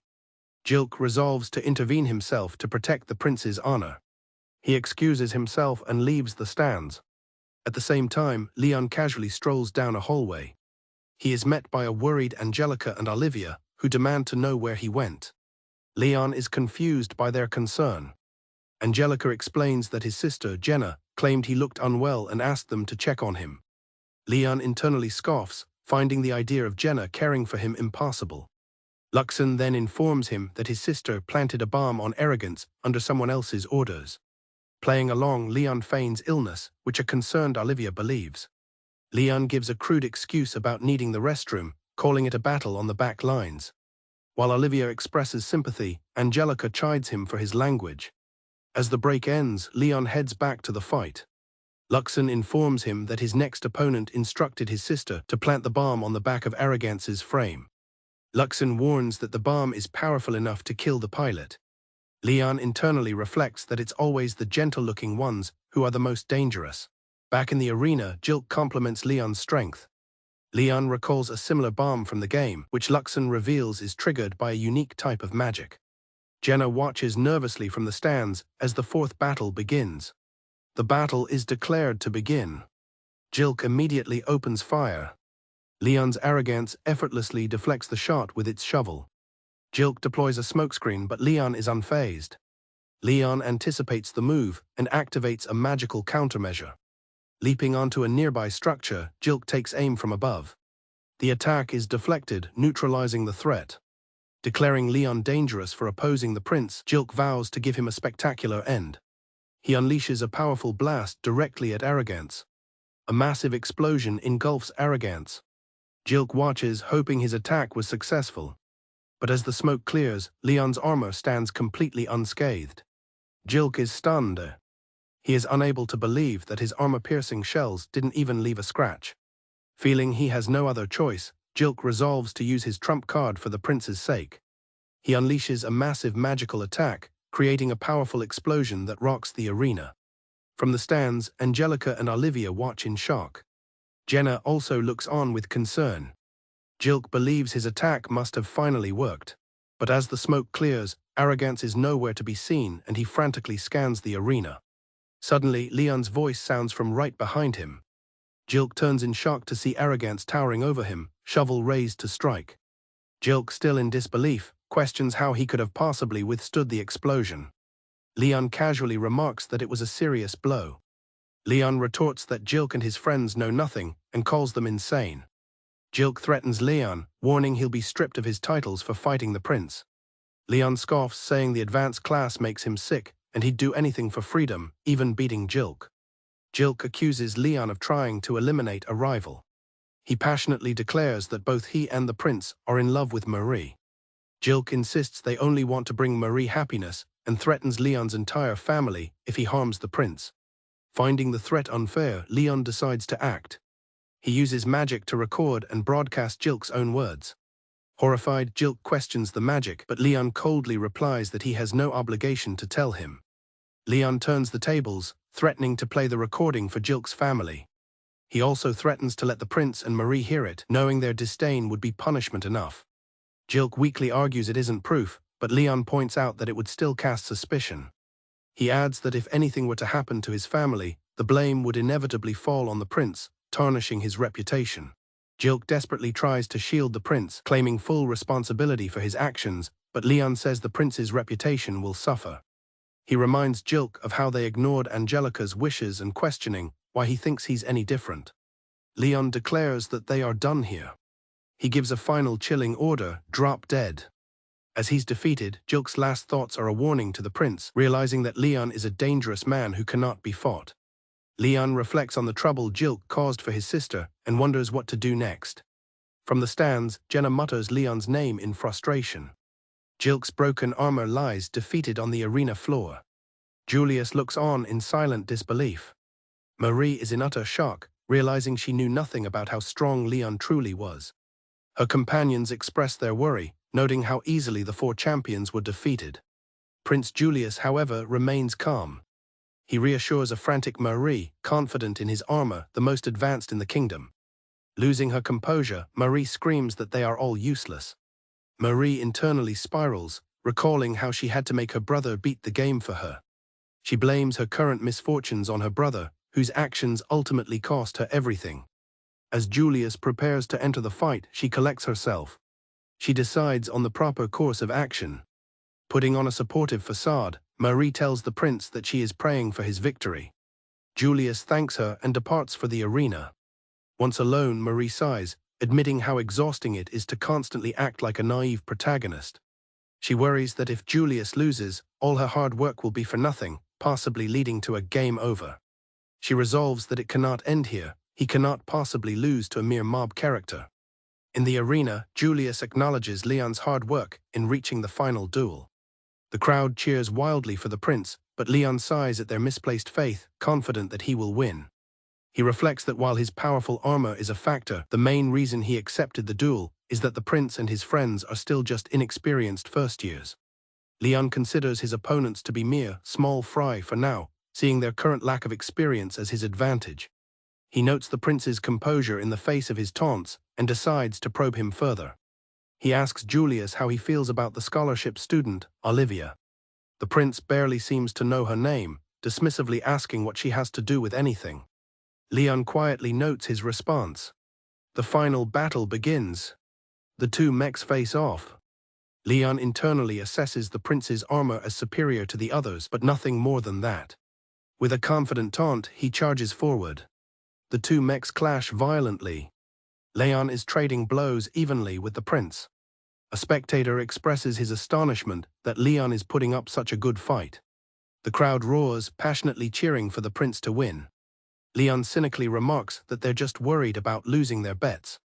Luxon speculates that perhaps the crowd simply finds Leon's behavior annoying, prompting a flustered denial from him. Thinking of the girl he believes is praying for his success, he declares with renewed determination that he absolutely cannot lose this fight. Leon compliments the prince's spirit, then taunts him by suggesting his four friends were only motivated by a selfish desire to get closer to Marie. The prince retorts that Leon knows nothing about them, but Leon ominously warns that things will not continue to go smoothly for them. Leon continues his psychological assault, asking the prince what it truly feels like to love someone else, claiming he doesn't understand. The prince accuses him of meddling precisely because he lacks those feelings. Leon then shifts the topic to Angelica, asserting that he's sure she truly loves the prince, a comment that clearly affects her. The prince explodes with frustration, denying that Angelica's feelings are love and screaming that she never considered his own desires. He laments the pressures of royalty, feeling that no one sees his true self and that he never wanted this life. Leon calmly remarks that it's his duty as a prince. Julius then declares that Marie is the only one who has ever truly considered his feelings, a sentiment Leon internally relates to. Leon laughs, mocking the prince for being fooled by Marie and leading his friends to shame. Enraged, Julius accuses Leon of being a self-satisfied bully who enjoys using his overwhelming power to lecture and dominate others. With a wicked grin, Leon confirms that it's the best feeling. The prince is left utterly stunned. Leon unleashes a vicious tirade, reveling in the satisfaction of crushing his arrogant opponents. He calls them pitiful for ever thinking they could win and declares that while he may be arrogant himself, it is an undeniable fact that they cannot beat him. As the duel reaches its climax, Leon taunts the prince one last time, asking how it feels to lose to someone he views as inferior. Enraged beyond words, the prince can only scream in fury. He imagines the ultimate humiliation, being left defeated on the floor as Olivia walks away with the prince and his entourage, the typical cruel ending for a mob character in this world. Yet he also remembers a moment of genuine connection, a brief, flustering encounter with Olivia that stands in stark contrast to that lonely fate. As the duel reaches its climax, the prince's mech bellows in frustration. From his cockpit, Leon taunts him, remarking how impressed he is by the prince's scummy behavior. Leon's AI, Luxion, declares the match over, noting the prince's inability to even win an argument is proof of his loss. With that, Leon's mech moves in, shouting that he doesn't care about the prince's feelings. Leon unleashes a furious tirade, questioning the prince's complaints about royalty. He recounts his own desperate struggles, from nearly being sold to an old woman to begging women for marriage, only to be told to support their other lovers. As one of the prince's companions weeps in the stands, wondering at the source of his tears. The prince's mech retorts, asking what's wrong with having freedom. Enraged by this naivety, Leon's mech strikes again, screaming at the silk pants to not screw with him. Leon's rant continues, describing the terror of having to risk his life on a tiny ship just to survive. He calls out the prince for having the freedom to pursue other girls despite having a beautiful fiancée, accusing him of living a life of leisure. From his mech, the prince protests that he is being serious, but Leon's mech strikes back, declaring that the prince's situation is just as bad. Watching from the stands, Angelica reflects on the grave consequences of the prince's actions. Disregarding her and the Marquis would have repercussions for the entire kingdom. As Leon's mech lands a solid blow, she laments the prince's lack of self-awareness, questioning how he can act this way when he's destined to rule. Leon, seemingly at his limit, declares that playtime is over. He points out that the prince's partner is watching. In the stands, a distraught Angelica looks on. However, the prince refuses to yield. He proclaims he would rather die than lose Marie. He declares this duel will not end until one of them is dead. Leon thinks the prince has gone mad, complaining about his royal status while acting entitled. Luxion remarks that while the conversation went poorly, it has never heard the prince speak with such passion, suggesting it stems from genuine experience. Hearing this raw emotion, Angelica is moved to tears, realizing with a pang of sorrow that His Highness truly does love that girl. One of Angelica's followers decides to withdraw in deference to the prince's wishes. Angelica, however, resolves to fight on. She tells Marie that she will not accept her, and that she is only getting in the prince's way. She vows to drag her into hopelessness, regardless of the damage to her own reputation. Stunned by this dark turn, Olivia speaks up, telling Angelica that she's wrong. Olivia continues, acknowledging that the prince may love Marie. She passionately argues that Angelica loves him too. She points out that despite the pain, Angelica continues to watch the fight without looking away. Olivia pleads with her not to deny that her own profound feelings are also a form of love. The duel pauses as Olivia's voice echoes across the arena. From his cockpit, Leon is amazed, noting she spoke without a loudspeaker or magic. His AI companion, Luxion, is also intrigued, remarking on her mysterious power. Marie, however, is infuriated by Olivia's speech. Her followers agree, dismissing one-sided feelings as a nuisance and expressing their disdain for naive girls. Angelica looks on, still processing Olivia's heartfelt defense. Fuming, Marie glares at the scene. Marie scoffs at Angelica, dismissing her claim as being propped up by a strong mob and declaring she no longer belongs. The prince adds that Angelica's feelings aren't love because she only sees him as a prince. He claims that with Marie, he has finally found someone who sees him for who he truly is and that this is true love. The prince shouts for Angelica to stay away from him. Marie eagerly echoes his sentiment. Angelica and Olivia watch in shock, finding the sight of the game's protagonist and antagonist siding together ridiculous. The prince declares the duel to the death will continue. Leon calmly replies that he is prepared and asks if the prince is as well. Marie believes the matter is settled, thinking Leon wouldn't dare kill a prince and should just accept his loss. Leon, however, is growing sick of the prince's posturing. He retorts that he has been holding back this entire time because they are at school. If he were serious, the fight would have ended instantly.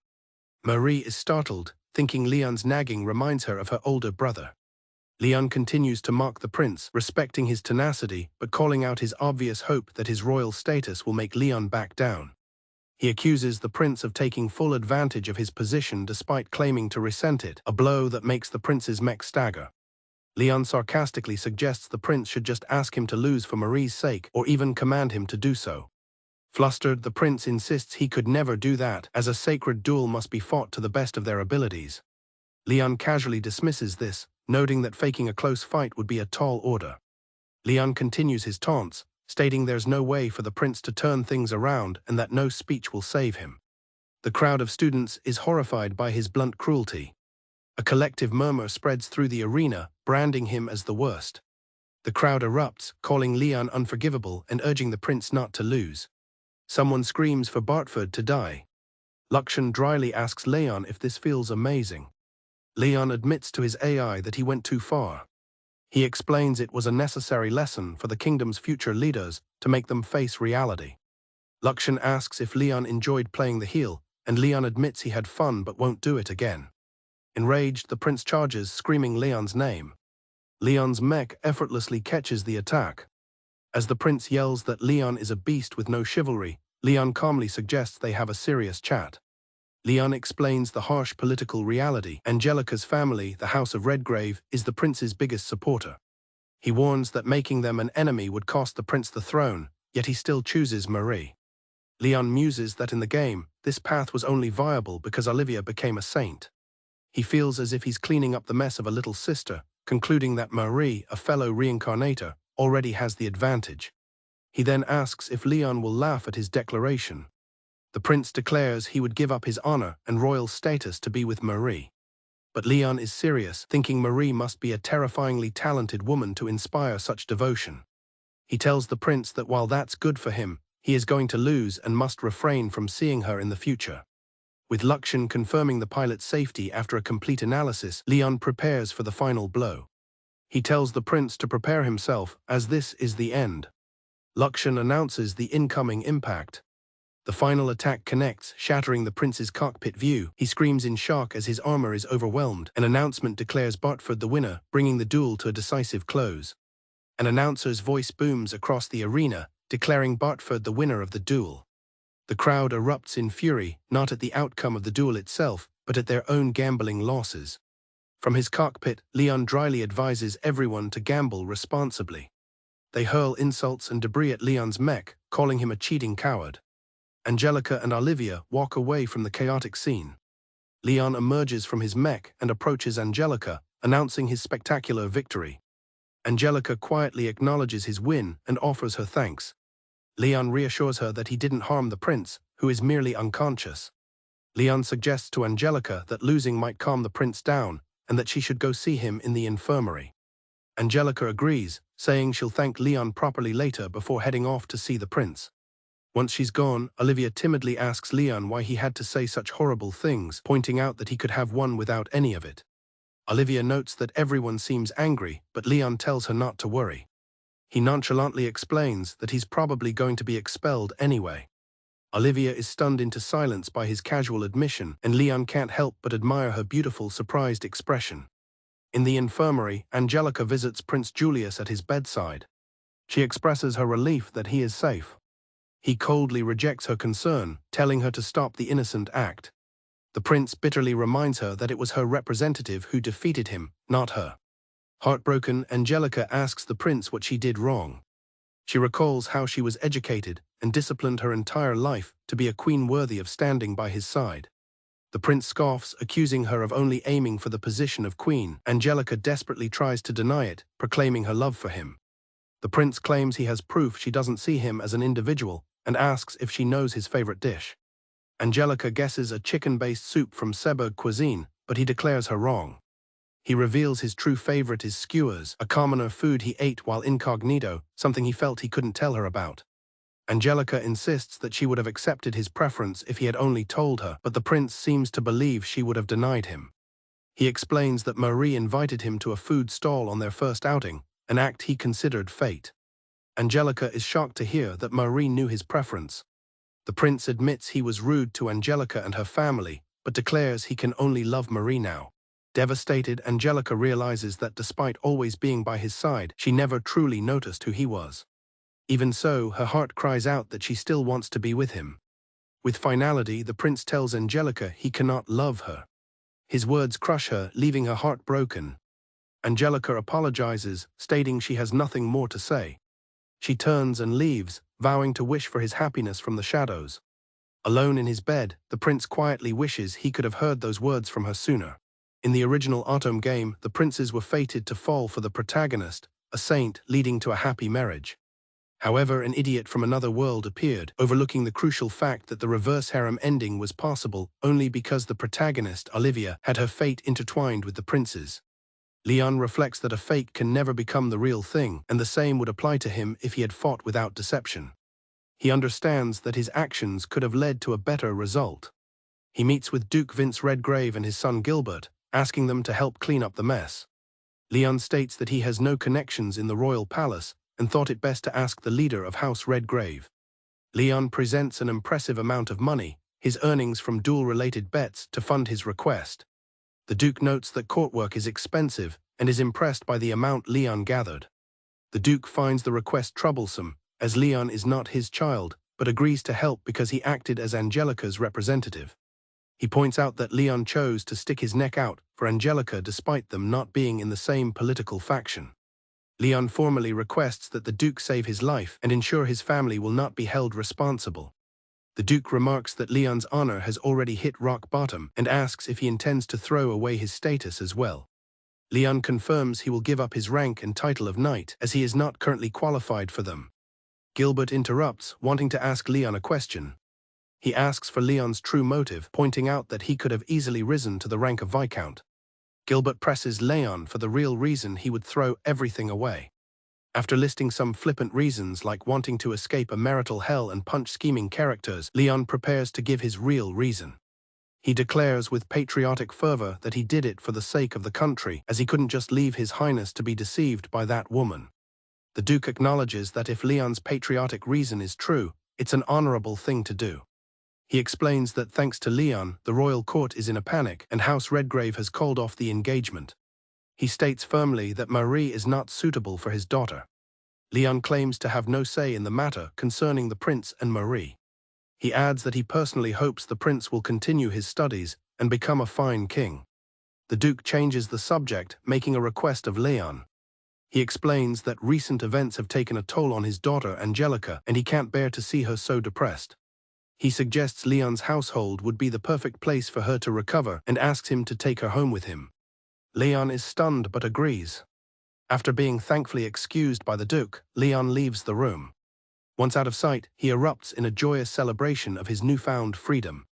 He believes that with the support of the Redgrave family, he'll be able to avoid execution and escape his noble obligations. Leon revels in his newfound paradise, his only loose ends being a wish to have learned tea brewing from his master.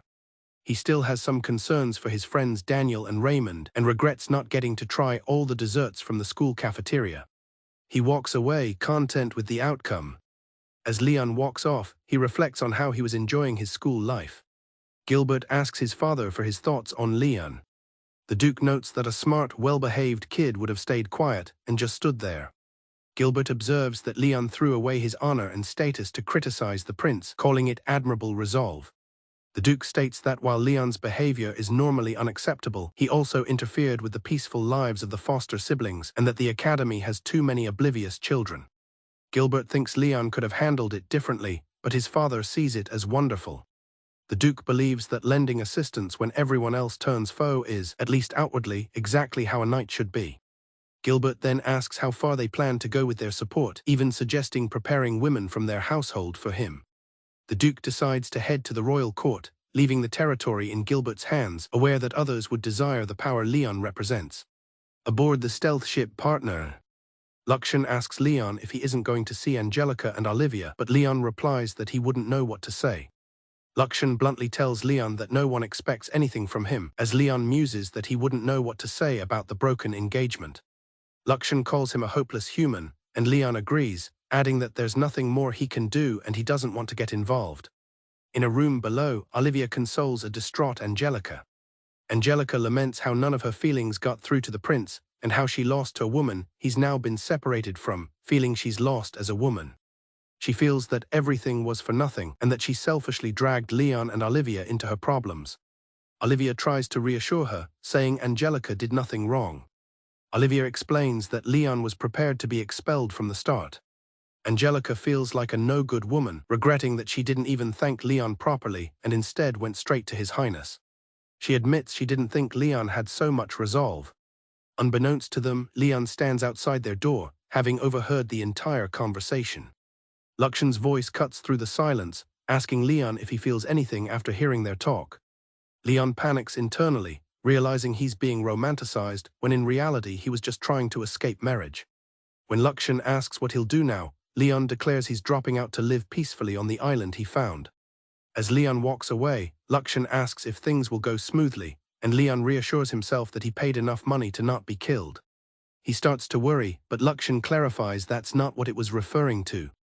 Leon sighs, acknowledging that while things didn't go as planned, his role is over. He reflects that all that's left is to leave it to Olivia, Angelica, and the 5 princes. Marie is in shock, asking what it means that everyone has been disowned. A man informs her that not only has Prince Julius been disowned, but the other 4 have been as well, cast out by their respective homes. Marie is outraged, finding it ridiculous that they were all disowned simply for losing the duel, but Julius tells her it's fine. Jilk explains that they had all requested their engagements be called off some time ago, and their families finally gave up on them after recent events. Chris adds that this is fine, because now they can finally be with Marie. The 5 former nobles present themselves to Marie, declaring this is their resolve. Marie is horrified. She calls them stupid, and asks how they could throw away their status and wealth so easily, questioning how they're supposed to support themselves now that they're unemployed. Julius declares that while he can no longer be by Marie's side, he will always pray for her happiness. The others chime in, saying it wouldn't be fun to stay losers forever and that they will do her share of protecting. Dan plans to become an adventurer to get revenge on Leon, perhaps finding a lost item along the way.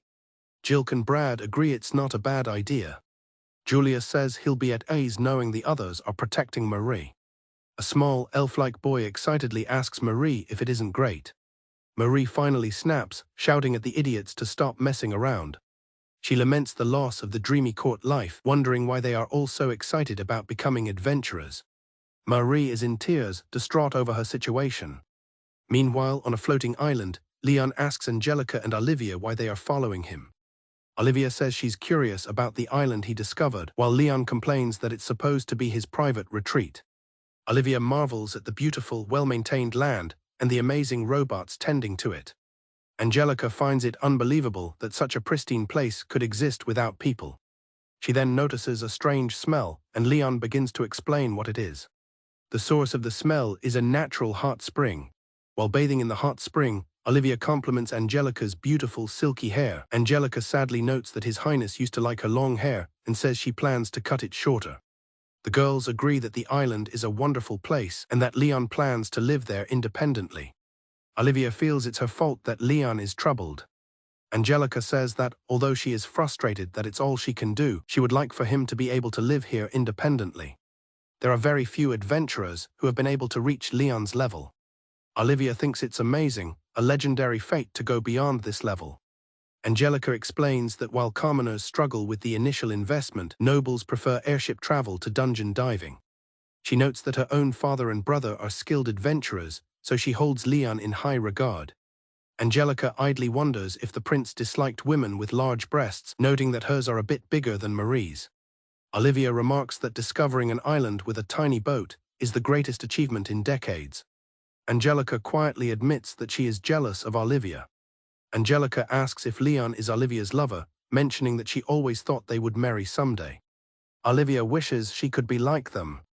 Angelica laments that she is too different from Leon and feels she can't reach his level as things are now. Olivia apologizes, realizing she was a special student. She confesses she thought Leon liked Angelica. Olivia explains she was jealous because he went so far to protect Angelica, but Angelica says that's impossible. Angelica believes that if she weren't a horrible woman, the prince wouldn't have thrown her away. Olivia simply sympathizes with her hardships.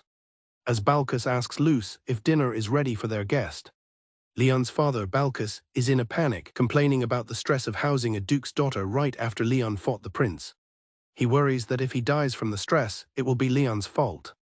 2 maids arrive to announce they have prepared Angelica's room and have come to assist her.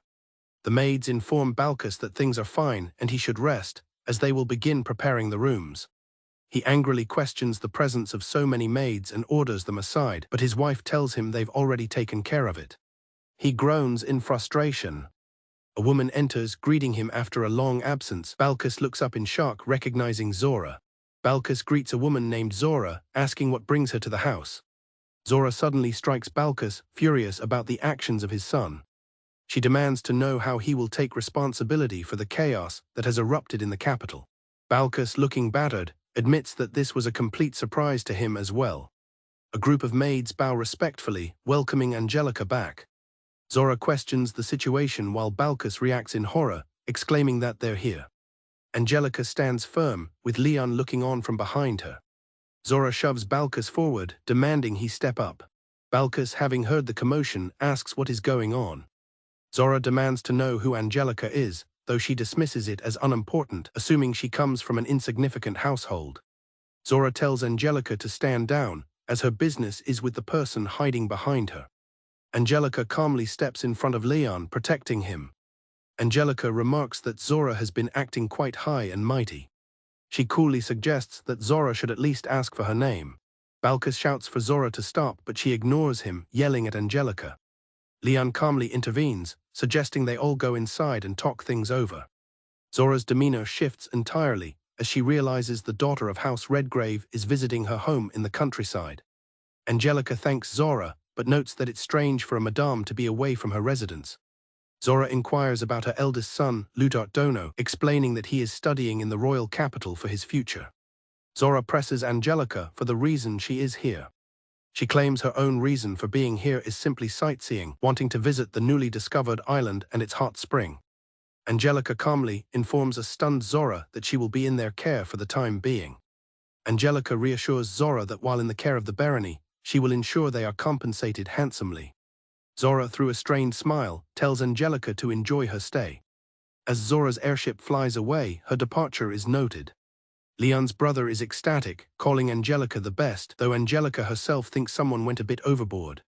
Leon points out that they have baths in the house, yet the girls come to the hot springs every day. Olivia and Angelica delight in how smooth their skin feels, remarking that the hot springs do wonders. Leon reflects on how this is a world where women are superior to men. He concludes that those who can curry the favor of women, like Luxon who provided the beauty-enhancing hot springs, are the true winners. Leon, in high spirits, declares he will make a killing from this and secure his future. Angelica tells Olivia that her skin and hair are so beautiful that she's jealous and wishes she could be her. Leon observes the affectionate atmosphere between the two girls. Angelica asks Olivia what the matter is. Olivia shyly states that her name is Livia. She formally asks them to please call her Livia. Blushing, Livia explains that being called Olivia-san feels a bit formal and that everyone back home calls her Livia. Angelica is pleased and tells her to call her Angie in return, a name used by people she is close to. Leon asks if it's all right, considering he feels he's caused her trouble, but Livia says she can continue using her formal name if she prefers. Angelica expresses doubt that Livia would want to be friendly with a terrible woman like her. Livia immediately tells her not to talk about herself that way, insisting that Angie is a wonderful woman. Angie admits Livia's words make her happy, but her expression saddens as she remembers that His Highness wouldn't even look at her. Leon observes that Angie seems really depressed, but he finds it impressive that she's managing to keep it together. He reflects that it's funny to see the evil daughter in a positive light, believing anyone would get angry in her situation. He mentally compares Angie, who is beautiful and earnest, to Marie, questioning if His Highness made the right choice. Livia gently tells Angie not to speak so negatively about herself. Angie dejectedly insists that she is the worst. Angie confesses that even though she wished for his happiness, she can't forgive the prince, can't stop hating Marie, and even finds herself hating him at times despite her love. She concludes that it's no wonder he would toss aside a woman like her, admitting she doesn't like herself either. Livia tells Angie that she doesn't think there's a problem with her feelings. Angie is taken aback by Livia's response. Leon suggests that she'll be able to forgive their wrongdoings once she beats the crap out of them, offering to help her get revenge. Livia is shocked by Leon's suggestion. Angie, blushing and flustered, asks if it's really okay for her to take revenge. As Leon encourages her, Livia protests, telling him not to make Angie do such things. Leon argues that they can't just expect her to get over it. As Angie gets excited, Leon tells her he knows the most amazing way to get revenge. He declares that the greatest act of revenge in the world is to attain one's own happiness. Leon explains that trying to ruin someone's life is a waste of time and effort. It's better to use that energy to improve her own life. He adds that karma will ensure Julius and the others eventually face harsh realities, but Angie wonders if that's truly revenge. Leon concedes that one can't expect to be safe after making the dukedom an enemy, but the revenge of a duke's daughter would be terrifying. Angie contemplates whether her attaining happiness could truly be considered revenge. Leon clarifies that the goal is to make Julius so jealous that he regrets throwing Angie aside and comes begging for her back. Angie, now determined, agrees and declares she will show him just how happy she will become. Livia enthusiastically pledges her support, promising to cheer for Angie and work together to achieve her revenge. Angie declares with newfound resolve that she will definitely get her revenge on Marie, His Highness, and the others. Livia expresses her gladness as she and Angie celebrate their new partnership. The two girls, the game's protagonist and rival, agree that their team-up is the greatest ever. Leon muses that with these two as enemies, he almost feels bad for Marie and the others. Leon's friends discuss the situation, with one remarking on his carefree attitude despite the risk of execution. Leon's younger brother, Colin, excitedly retells the story of Leon's duel, calling it awesome. While working in the garden, Angie recoils from a wriggly earthworm, but Livia calmly identifies it for her. Angie asks if it's okay for Livia to touch it, while Leon's other brother reminds her that they're harmless. Leon's brother, Colin, bluntly asks him which of the girls he is going to marry. Leon reflects that it's beyond a simple mob like him to even dream of making moves on such heavenly beings as the future saint and a duke's daughter. He explains to a confused Colin that it's impossible because they are too far out of his strike zone due to their different statuses. Colin doesn't get it, believing it should be fine if they like each other, but Leon just tells him to get back to work. Leon reflects that while both girls are his type in terms of looks, it's an impossible decision for his future. Jenna complains about her nails getting dirty, while Leon and his brothers look on. Leon tells her he's letting her off easy, and she should be more grateful since he wouldn't have planted that balm if she hadn't caused problems. Jenna throws a tantrum, wailing that she doesn't want to work. The next day, an important figure from the dukedom arrives, having heard about the duel, the broken engagements, and the crown prince being disowned. The duke explains that talk of holding House Bartfort responsible was put to an end thanks to the dukedom. Leon is concerned, thinking it's bad that Julius lost the crown, and wonders if it's thanks to Angie's dad. Balkus asks what will happen to House Bartford, and the duke reassures him that they shall not be held liable. The duke explains that Leon has been acknowledged as an independent knight for disciplining the prince, serving as a good example. Balkus is relieved, but Leon is confused by this turn of events. Leon asks about his punishment, like being stripped of his land and title, but the duke says there will be nothing of the sort. The duke quickly moves on to a more important topic. Leon notes that the duke is the type of person to suddenly shift topics. The duke officially announces that Leon has risen above the 6th rank in the royal court and congratulates him on his promotion. Both Leon and his father are in utter shock at this news.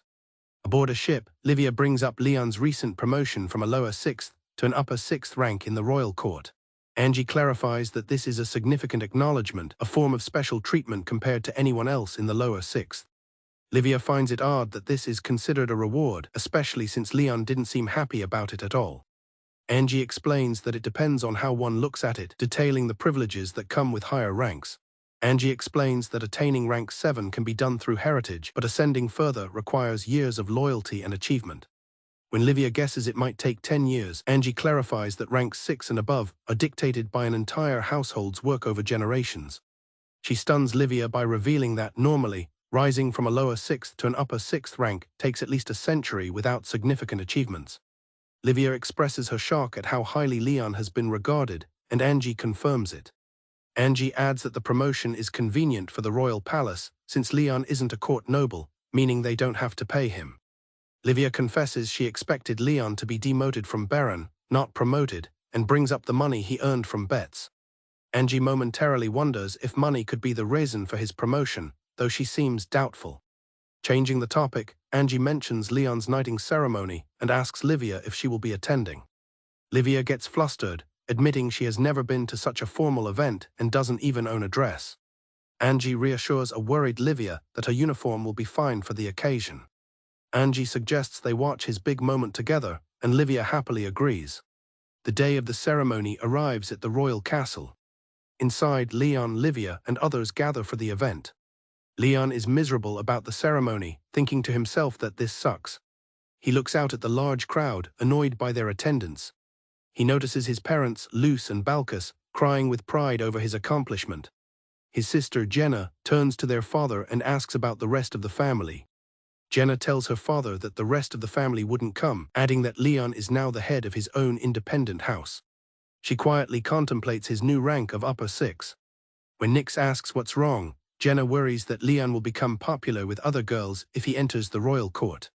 Nix dismisses the idea, reminding her that Leon is resented by the student body, but Jenna retorts that he has been promoted.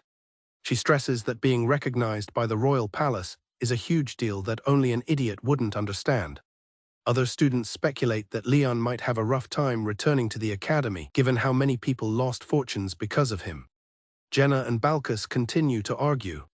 Leon frets internally, scared to return to the academy and recalling his plan to escape with his family if things went badly. Balkis sternly warns Leon not to do anything foolish in front of His Majesty, the king. Leon wonders how the king feels about giving a promotion to the one who beat up his son. Balkis agrees it's definitely not a happy occasion for the king, admitting he would hate it if he were in that position. Leon miserably agrees. On that day, a new knight was born. To be acknowledged at the age of 16 and simultaneously promoted was an unprecedented event in the Halfalt Kingdom. Leon's numerous achievements, from his success as an adventurer to defeating 4 heirs and stopping the prince's foolishness, were officially recognized by the crown. As he knelt before the king, his true motivations for his actions remained a mystery to all. The large audience at his ceremony proved that a young, powerful knight had been born in this kingdom. Back at the academy, Leon is surprised to learn his room has been changed, a consequence of his new status as a knight and baron. A staff member explains that although Leon is a student, his new status as a noble has been taken into account. Realizing he's receiving VIP treatment, the staff offers to show him to his room immediately. He enters the room and is taken aback by how extravagant it is. Exhausted, he collapses onto the bed. Lying on the bed, Leon questions why things turned out this way. Luxon suggests it was because he acted carelessly, getting smug and participating in the duel simply because he had its support. The AI adds that paying a large sum of money to the royal court resulted in his unwanted promotion. When Luxon smugly remarks that what goes around comes around, Leon sarcastically thanks it for the precise answer, wishing it had warned him sooner. Luxon claims there wasn't enough information to predict this, as Leon laments being back at square one with his marital life. Luxon suggests the women might look at him differently now, but also warns that because of the betting, he's made enemies with about 70% of the students.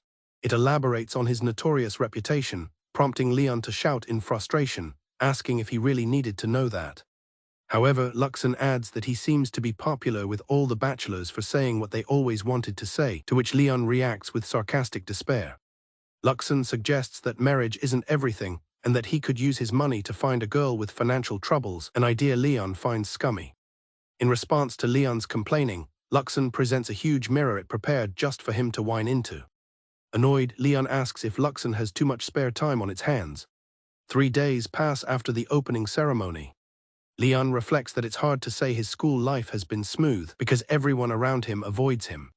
Daniel and Raymond came to apologize, but Leon feels it will take time for their relationship to return to normal. On the other hand, Angie's life continued as before, though she was constantly chased by followers trying to regain her trust. Livia continued her studies over the summer and is already advancing to second-year material. Although their surroundings have calmed down, there is still one problem: Prince Julius and the others. While they are no longer lovers, the group didn't separate from Marie, venturing into dungeons together countless times over the summer vacation. What pisses Leon off is that even though his reputation has plummeted, the number of girls who support Julius and the others hasn't dwindled at all. Even though they've lost their status, honor, and wealth, the group of 7 seems to be having fun, though Leon notes there's one who isn't. He identifies the suffering one as the ringleader, Marie. He knows she's from an impoverished household and is suffocating from being surrounded by the disowned princes. While she's good at making others believe she's having fun, Marie is panicking because she understands the reality of her situation. The thought is so satisfying to Leon that he figures he'll sleep well that night. Leon is startled by their sudden appearance. Angie and Livia stand before him. Angie asks if Leon is alone again, and he sarcastically thanks her for the kind words. Livia invites him to come with them, while Angie chides him for his tone. Livia tells Leon they've heard good things about a nearby crepe stand. Leon internally remarks that crepe stands are typical of an autumn game, a world that's nice for women but tough for mobs. When Livia mentions the popular strawberry jam, Leon decides it wouldn't be bad to treat himself for once. Angie admits she's never been to a stand before, while Livia exclaims how delicious it is. Angie then offers Leon a bite. Angie takes his hand and tells him let's go, while Livia urges him to hurry. Leon reflects on having two untouchable, yet extremely cute and kind girls right in front of him. He concludes that truly, the world of autumn games is tough for mobs. As preparations for the school festival get underway, Leon directs the setup for his group's cafe, warning Daniel to be careful with an expensive tea set. Daniel and Raymond question the lavish spending. Daniel reminds Leon of the animosity he faces from other students, but Leon coolly retorts that since he's rich now from taking their money, he might as well give some back. The school festival, an event modeled after one from a Japanese high school in the original game, is a major affair. As it's a school for nobles, even student-run events are costly, forcing Leon to fund their cafe with his own money. Angie, unused to her maid uniform, self-consciously asks Livia if she looks weird. Leon reassures them that they look great. Angie, however, feels the outfit is too revealing and thinks a simpler look would be better. Livia comments that Angie looks surprisingly comfortable, and Angie explains that her etiquette training accustomed her to various tasks. Angie compliments Livia, who happily agrees that she likes the uniform. The boys are completely mesmerized by the sight, calling it a dream. Angie then asks what the boys will be wearing, teasing that they'd be fine in cheap rags. When she asks if they spent the whole budget on the girls' outfits, a nervous Daniel denies it, claiming they're spending money elsewhere. The friends tease Leon about his obsession with tea. Leon denies being obsessed, but Angie admits to being mesmerized by his tea. Raymond recalls how Leon recently ditched them to buy tea with a professor. His friends are shocked he would flake on plans with the girls, and Raymond seethes with jealousy. A flustered Leon clarifies he was getting tea for them and insists there is no romance between them. Angie confirms the three of them had tea together, and Livia praises the tasty snacks. When Livia expresses a wish to look like Angie, Angie playfully embraces her, saying she likes her just as she is.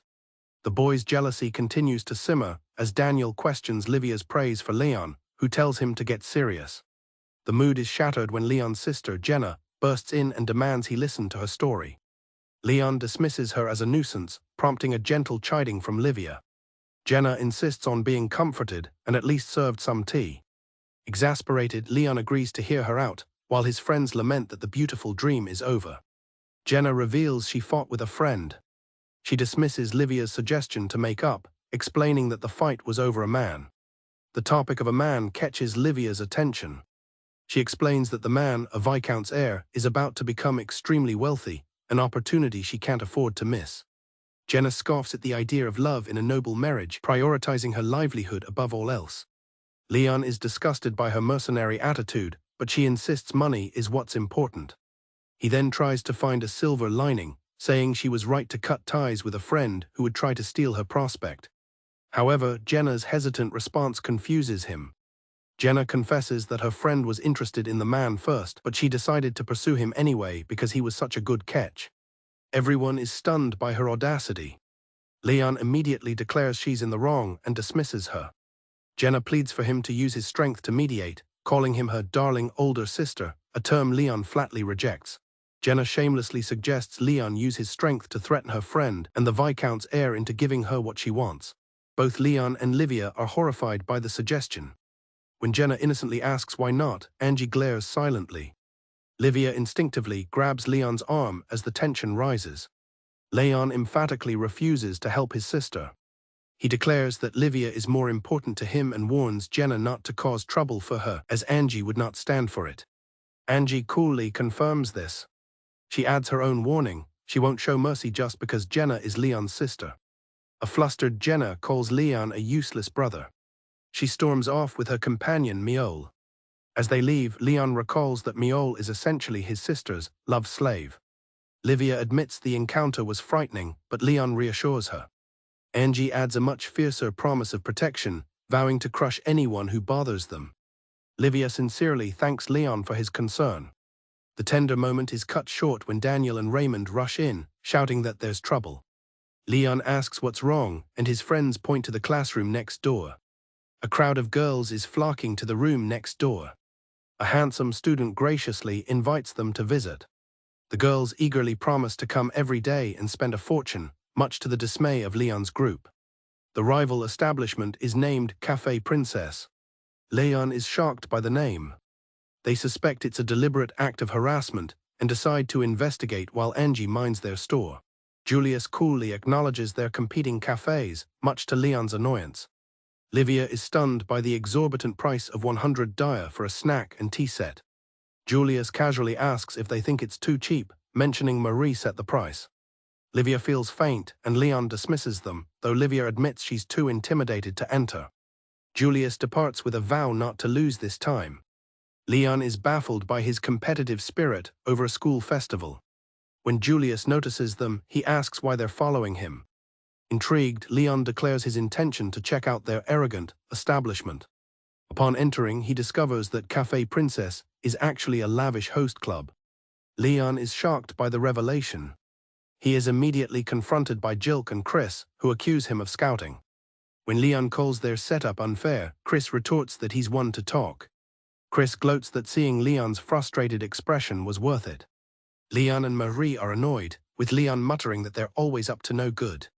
Chris taunts Leon, proclaiming their inevitable victory at the festival. Livia notes the bar-like atmosphere. Jilk then turns to Livia, warning her not to complain about Marie's idea. Jilk corners Livia, defending their business model. Leon quickly intervenes, warning him to back away from Livia. As Jilk gets angry, Marie appears. She justifies their high prices by reminding everyone that the hosts are former heirs of royal families, making their service a premium commodity. When Leon sarcastically questions if she's the princess in the cafe's name, Marie proudly accepts the title. Brad reassures Marie that she'll always be their princess. She then turns on Leon, calling him a rude mob character and confidently predicting her victory. Leon fires back, predicting their cafe will fail and that his group will use it as a paid break room, demanding good tea. Internally, he worries that the quality of his tea won't be enough to compete with their spectacle. Determined to help, Livia begins advertising their cafe outside. She's approached by another student, and they exchange pleasantries about their respective festival stalls, a cafe and a crepe stand.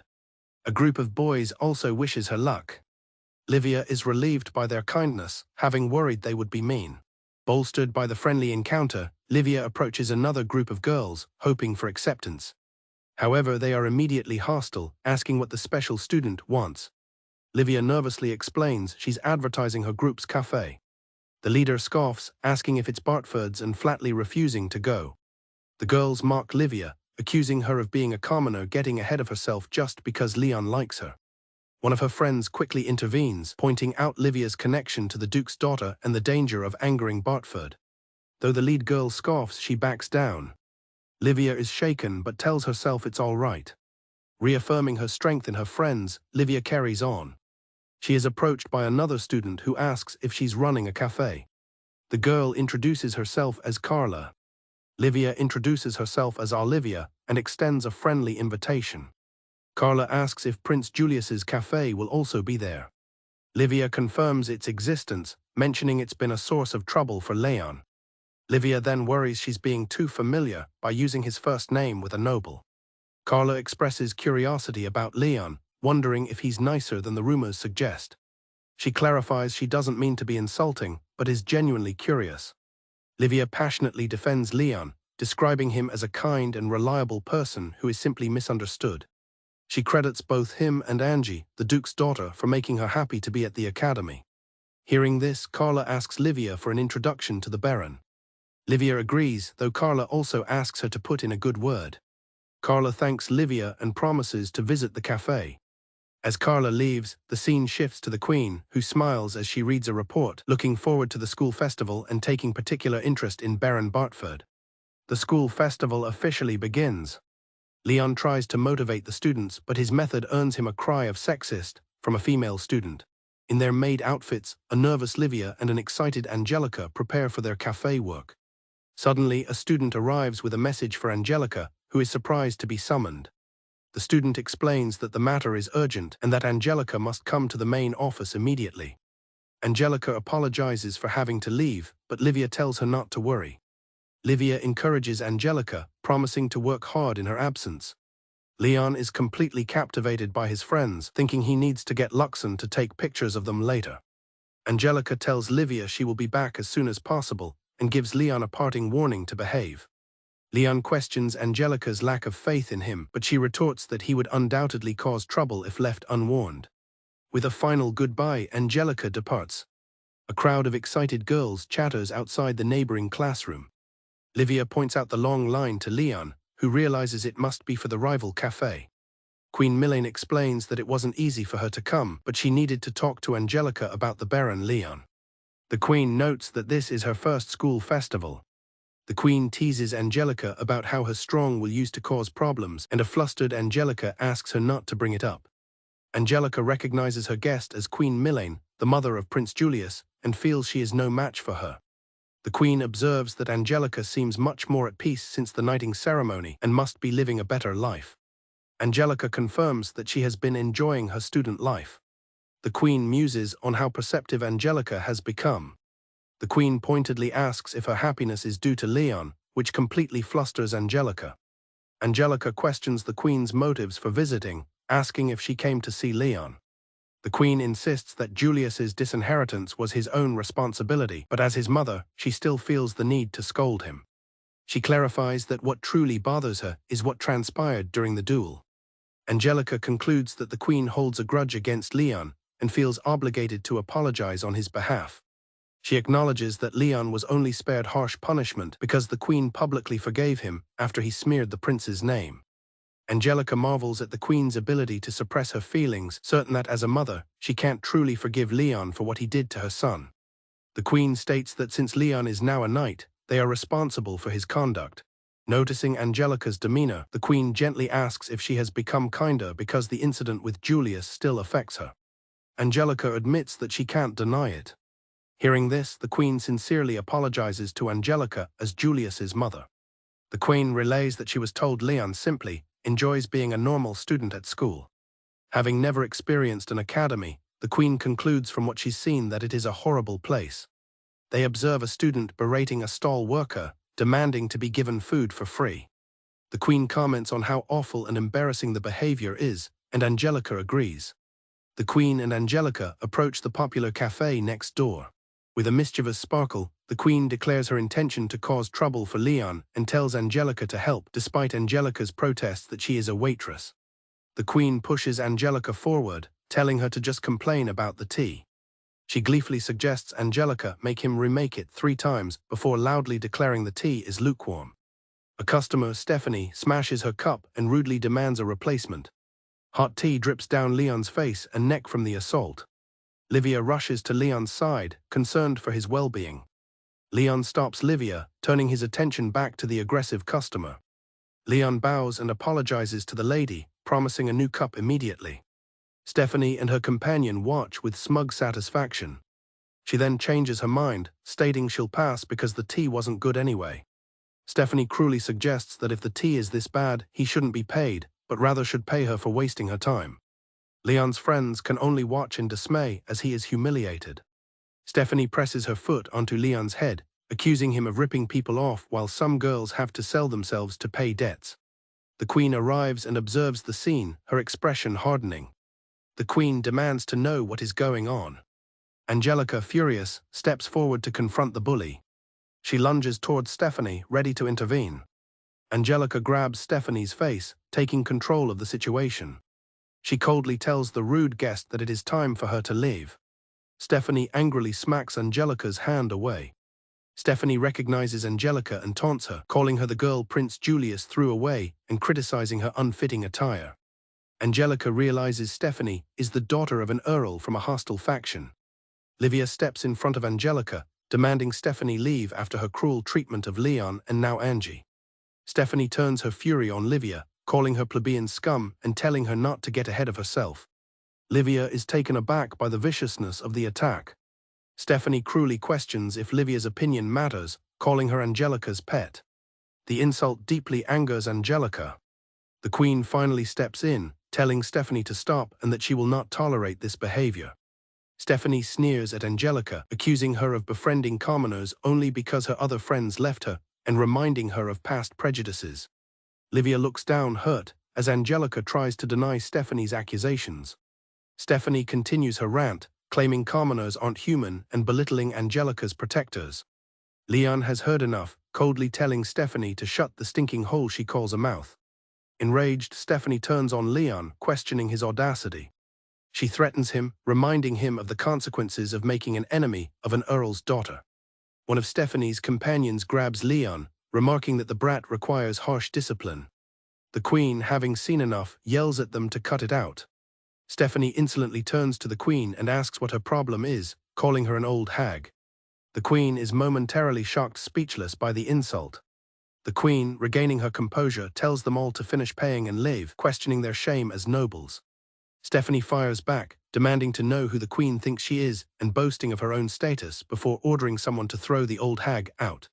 Stephanie's companions begin to realize the gravity of her mistake as they face the Queen. One of her companions tries to warn her, shouting for her to stop.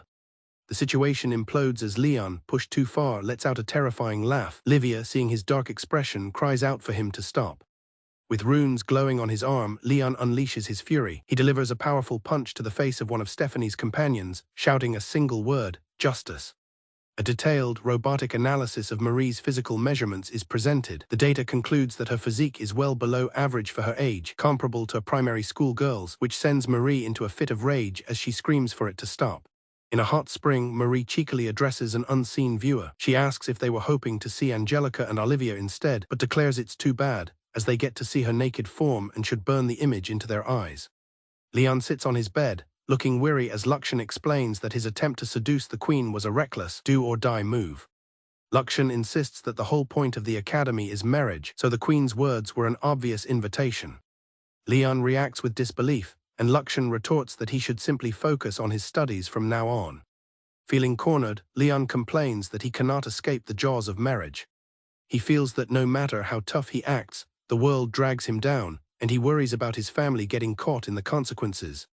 Luxon addresses him as Master, pausing before asking its question. The AI directly asks Leon if he is serious about helping the girl in question. Leon silently considers his options. He announces his plan to help her during the upcoming holiday break after the festival. Luxon protests, reminding its master that he has no obligation to help. Leon concedes that Luxon has a point. However, he clarifies that since Carla made a formal request through Olivia, he feels compelled to act on Olivia's behalf. Leon explains that refusing the request would damage both his and Olivia's reputations. He admits he still has the right to reject Carla, especially since she used dirty tricks to approach them. Luxon points out the logical flaw in the situation, asking why this is his master's problem and not the royal palace's. Leon begins to explain that the issue with the pirates is connected to one of the protagonist's key items. He elaborates that he must get involved for a game-like reason, as Olivia needs 3 key items to become a saint. He concludes that since the Sky Pirates hold one of the 2 items they need, they have no choice but to confront them. The 3 key items required for the saint's power are revealed: the Holy Bracelet, which is hidden in a dungeon in the royal capital, the Holy Necklace, held by the Sky Pirates, and the Holy Staff, which is kept in a temple belonging to one of the kingdom's largest religions. Leon grows concerned, as he realizes the Sky Pirate event is occurring much earlier than it should have in the game's original timeline. In the original game, this event was a climactic moment where the protagonist had to rely on Julius and his friends for support. The event was a major turning point in the game's story, determining the player's path based on who they chose to help from among Jilk, Julius, Brad, Greg, and Chris. Leon questions why they can't simply leave the matter to the kingdom's army. He reveals the reason: the household behind the request is connected to Brad's former fiancée, and they are using Carla to manipulate the situation. Leon explains that Carla is merely a follower of the fiancée in question. He gives a harsh assessment of the fiancée's character, calling her trash. He contrasts her with Angelica, implying it's impossible to expect decency from someone who was never good to begin with. Leon explains that this household's actions with the Sky Pirates are what ultimately lead to the war at the game's conclusion. Luxon questions its master's preference for progressing the game, noting the lack of benefit for him. Leon confesses that he is truly worried, as his safety depends on Olivia becoming the saint. When Luxon asks why Carla targeted him, Leon laughs it off as an obvious trap, calling her a piece of trash. He remembers that in the original game, the Earl's daughter had a history of setting traps for the protagonist. As Leon wonders why he's being targeted, Luxon points out that at this rate, he will end up as Olivia's partner. Leon dismisses the idea, reminding Luxon that he is supposed to be a mob character. Luxon questions the situation, suggesting it would be better for the saint to collect her own items. Leon justifies his involvement by stating it's more efficient for him to take care of it, given Olivia's current capabilities. Luxon silently observes that its master is a really overprotective man. Elsewhere, two of Leon's friends wonder if Angelica and Olivia are okay after the recent events. Daniel suggests they watch over them for now, but Raymond worries that their different backgrounds could ruin their friendship. Daniel suggests Angelica and Olivia take a break, but Raymond points out that with so few guests, their cafe is losing money. When Leon mentions making up for it with that, Daniel is shocked to realize he is talking about gambling. The competitions on the festival's last day are a major event, drawing huge crowds and offering significant prize money through betting.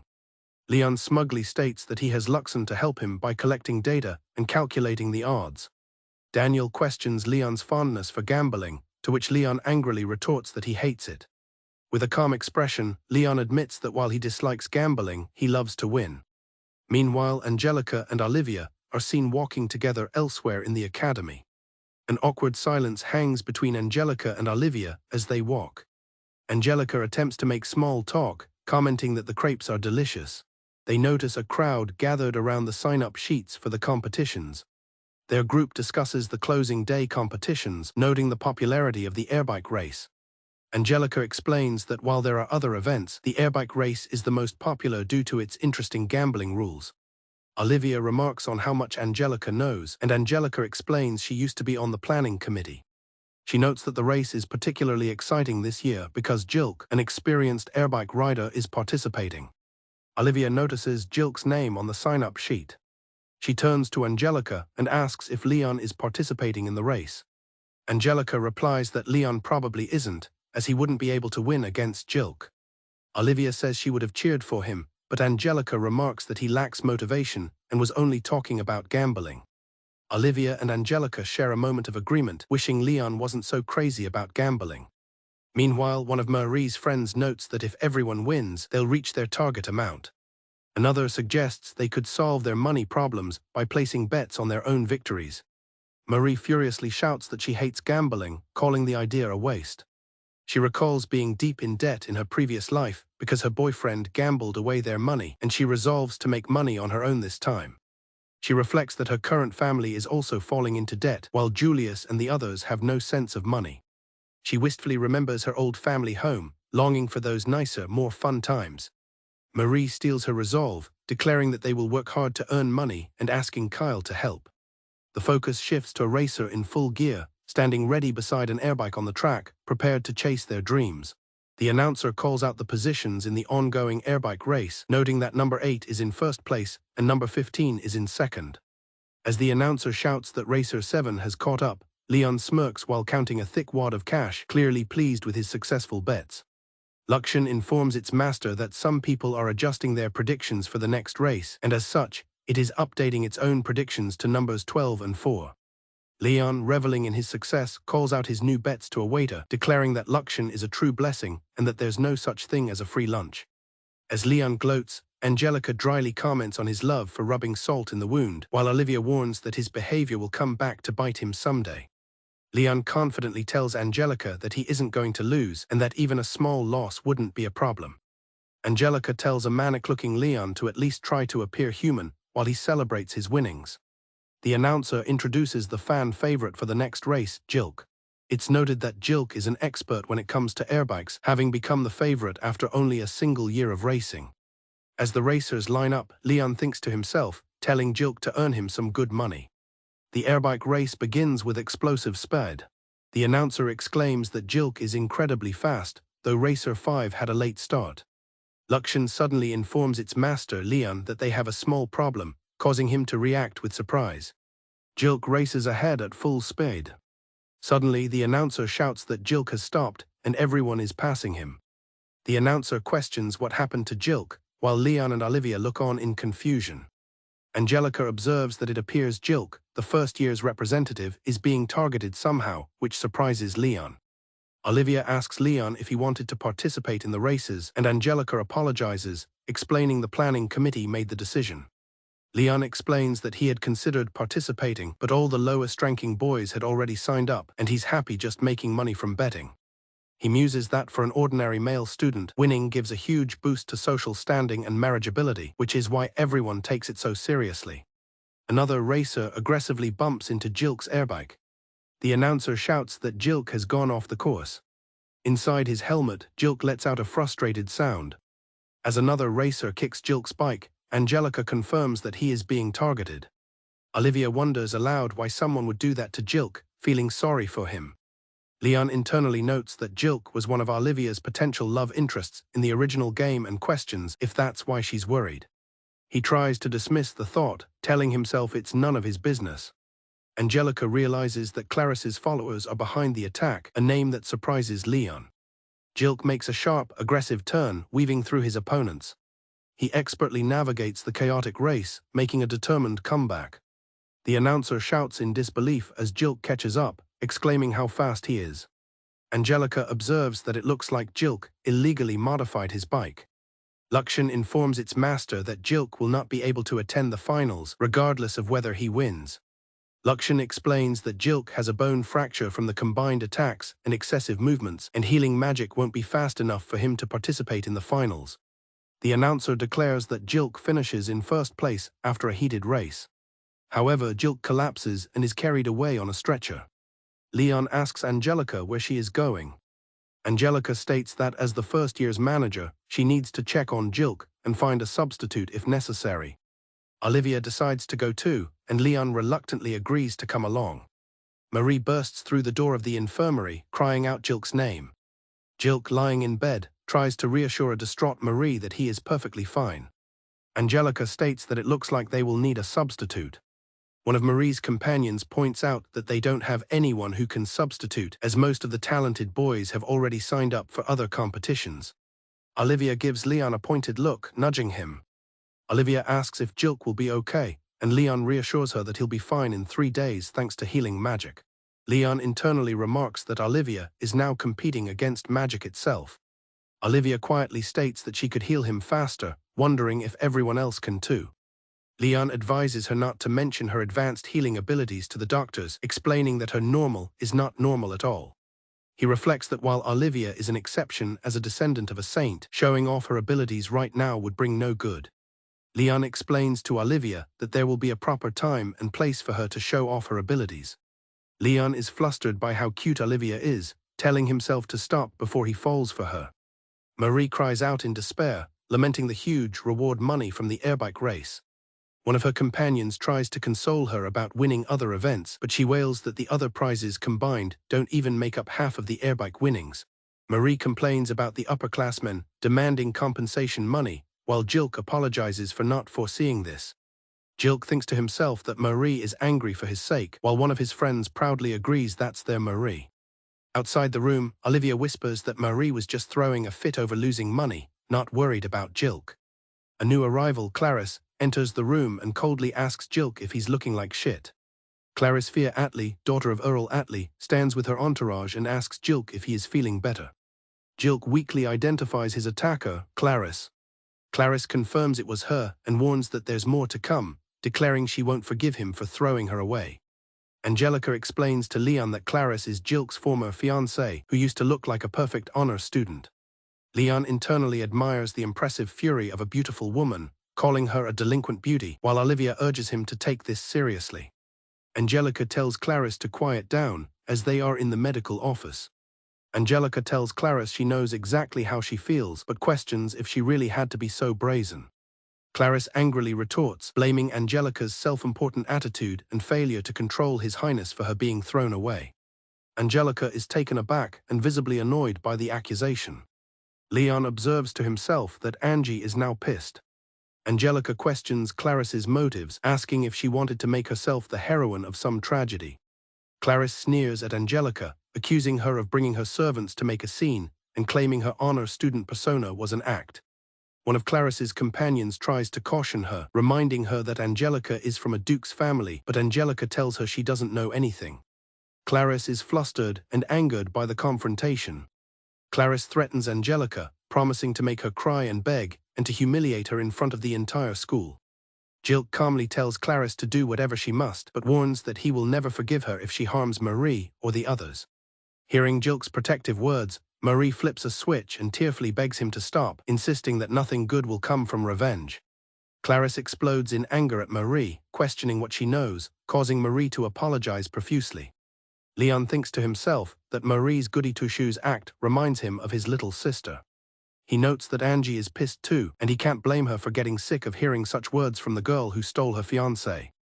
Julius steps in, telling Angelica that's enough and that she doesn't need to make such a face towards Marie. One of the boys asks Clarice to stop her behavior, but she retorts that he is one to talk. One of the boys with Marie asks Clarice if she knows how many people she's made unhappy for one woman's sake and that it's not just Angelica. Clarice retorts sarcastically, questioning if he is really aware of the situation. He acknowledges that they have no right to say anything to her, but he still cannot allow this kind of behavior to continue. Olivia tells Julius not to say such things, while another boy praises him for his persuasive words despite having cheated on his own fiancé. Leon is internally delighted by Olivia's scolding, thinking she's so cute and that protagonists are amazing. He leans in close to a confused Olivia, asking her to say it one more time. Blushing, Olivia tells him to stop, which only makes Leon more smitten, realizing why she had a reverse harem. Luxian zaps Leon as he begs for Olivia to repeat herself one more time. Clarice warns them that they know what will happen next time and that she will make sure they learn a lesson. As her group leaves, one of the boys declares that he will never forgive them.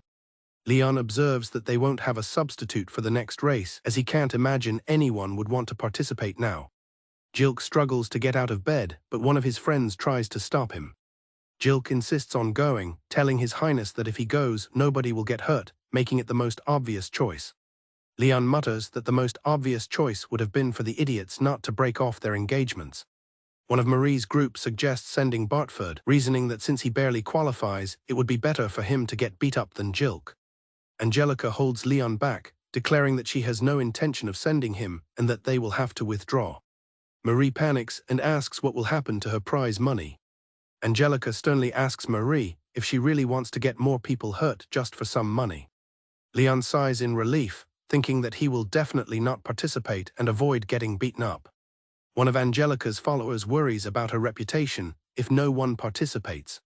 Other students murmur that it would be a big problem if the class representative didn't pick a substitute. Marie agrees, asking Julius for confirmation, and he concedes that it's true since Angelica is the first-year representative. One of the boys points out that if Angelica doesn't send out a substitute, her abilities and reputation will be at risk. Angelica reassures Leon, telling him not to worry and that there is no reason for him to get hurt. Leon is touched that Angelica is worried about him, but she insists she can't trouble him more than she already has. Leon suddenly explodes, shouting about why this is all Angie's responsibility and not the idiot prince's. He realizes that at this rate, Angie will have to keep covering for him, which he cannot allow. He remembers that on top of everything, he owes Angie's dad a huge favor.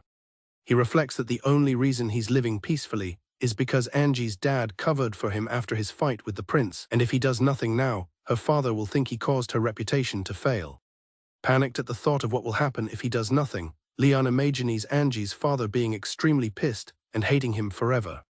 With sudden resolve, Leon declares that he will go, surprising both Olivia and Angelica. Angelica tries to reason with him, but Leon shouts that it's not out of sympathy and demands to be put in the race now. He excitedly tells his friends to let everyone know and that he'll need a bike. Olivia asks if he's sure, and Leon insists it's about his pride. Angelica warns him that Clarice has a bunch of followers who are very good with airbikes.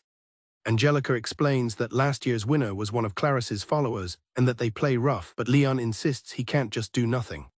Angelica looks at Leon with concern. Seeing his resolve, Angelica agrees not to stop him and says she'll pray for his victory, while Olivia promises to root for him too. Leon thanks God, relieved that Angie's papa won't be angry at him now. Marie happily tells Leon there's no problem, as she gets the prize money if he wins and is still happy if he loses, causing Leon to die a little inside. Leon internally seethes, thinking he could get away with punching Marie's smug face since she's already taking the prize money. Jilk clicks his tongue in annoyance.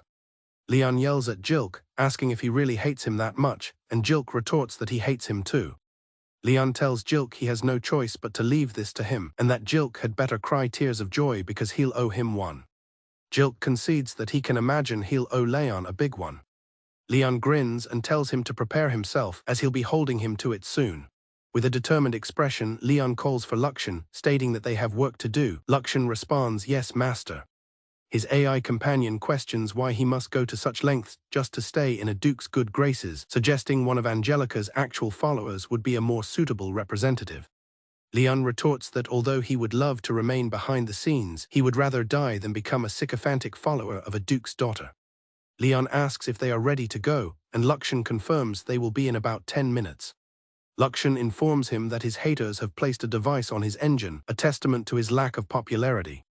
Luxon suggests that since the whole school already hates him, he should focus on taking care of Angelica and Olivia, seeing them as friends if nothing else. Leon is left to contemplate his connection with those two. He muses that in the original scenario, the protagonist and the Duke's daughter would never have become friends, let alone as close as they are now. Luxon asks if he has any interest in them, but Leon internally wishes for their relationship to remain simple. Another racer approaches, asking if he is Jilk's substitute. Leon sarcastically asks if Mr. Favorite needs something from him. He tries to brush the racer off, claiming his engine is acting up, but the racer reveals he was aware of the issue. The racer admits he has mixed feelings about Jilk's replacement being the shovel guy and says he won't need to warn him after all.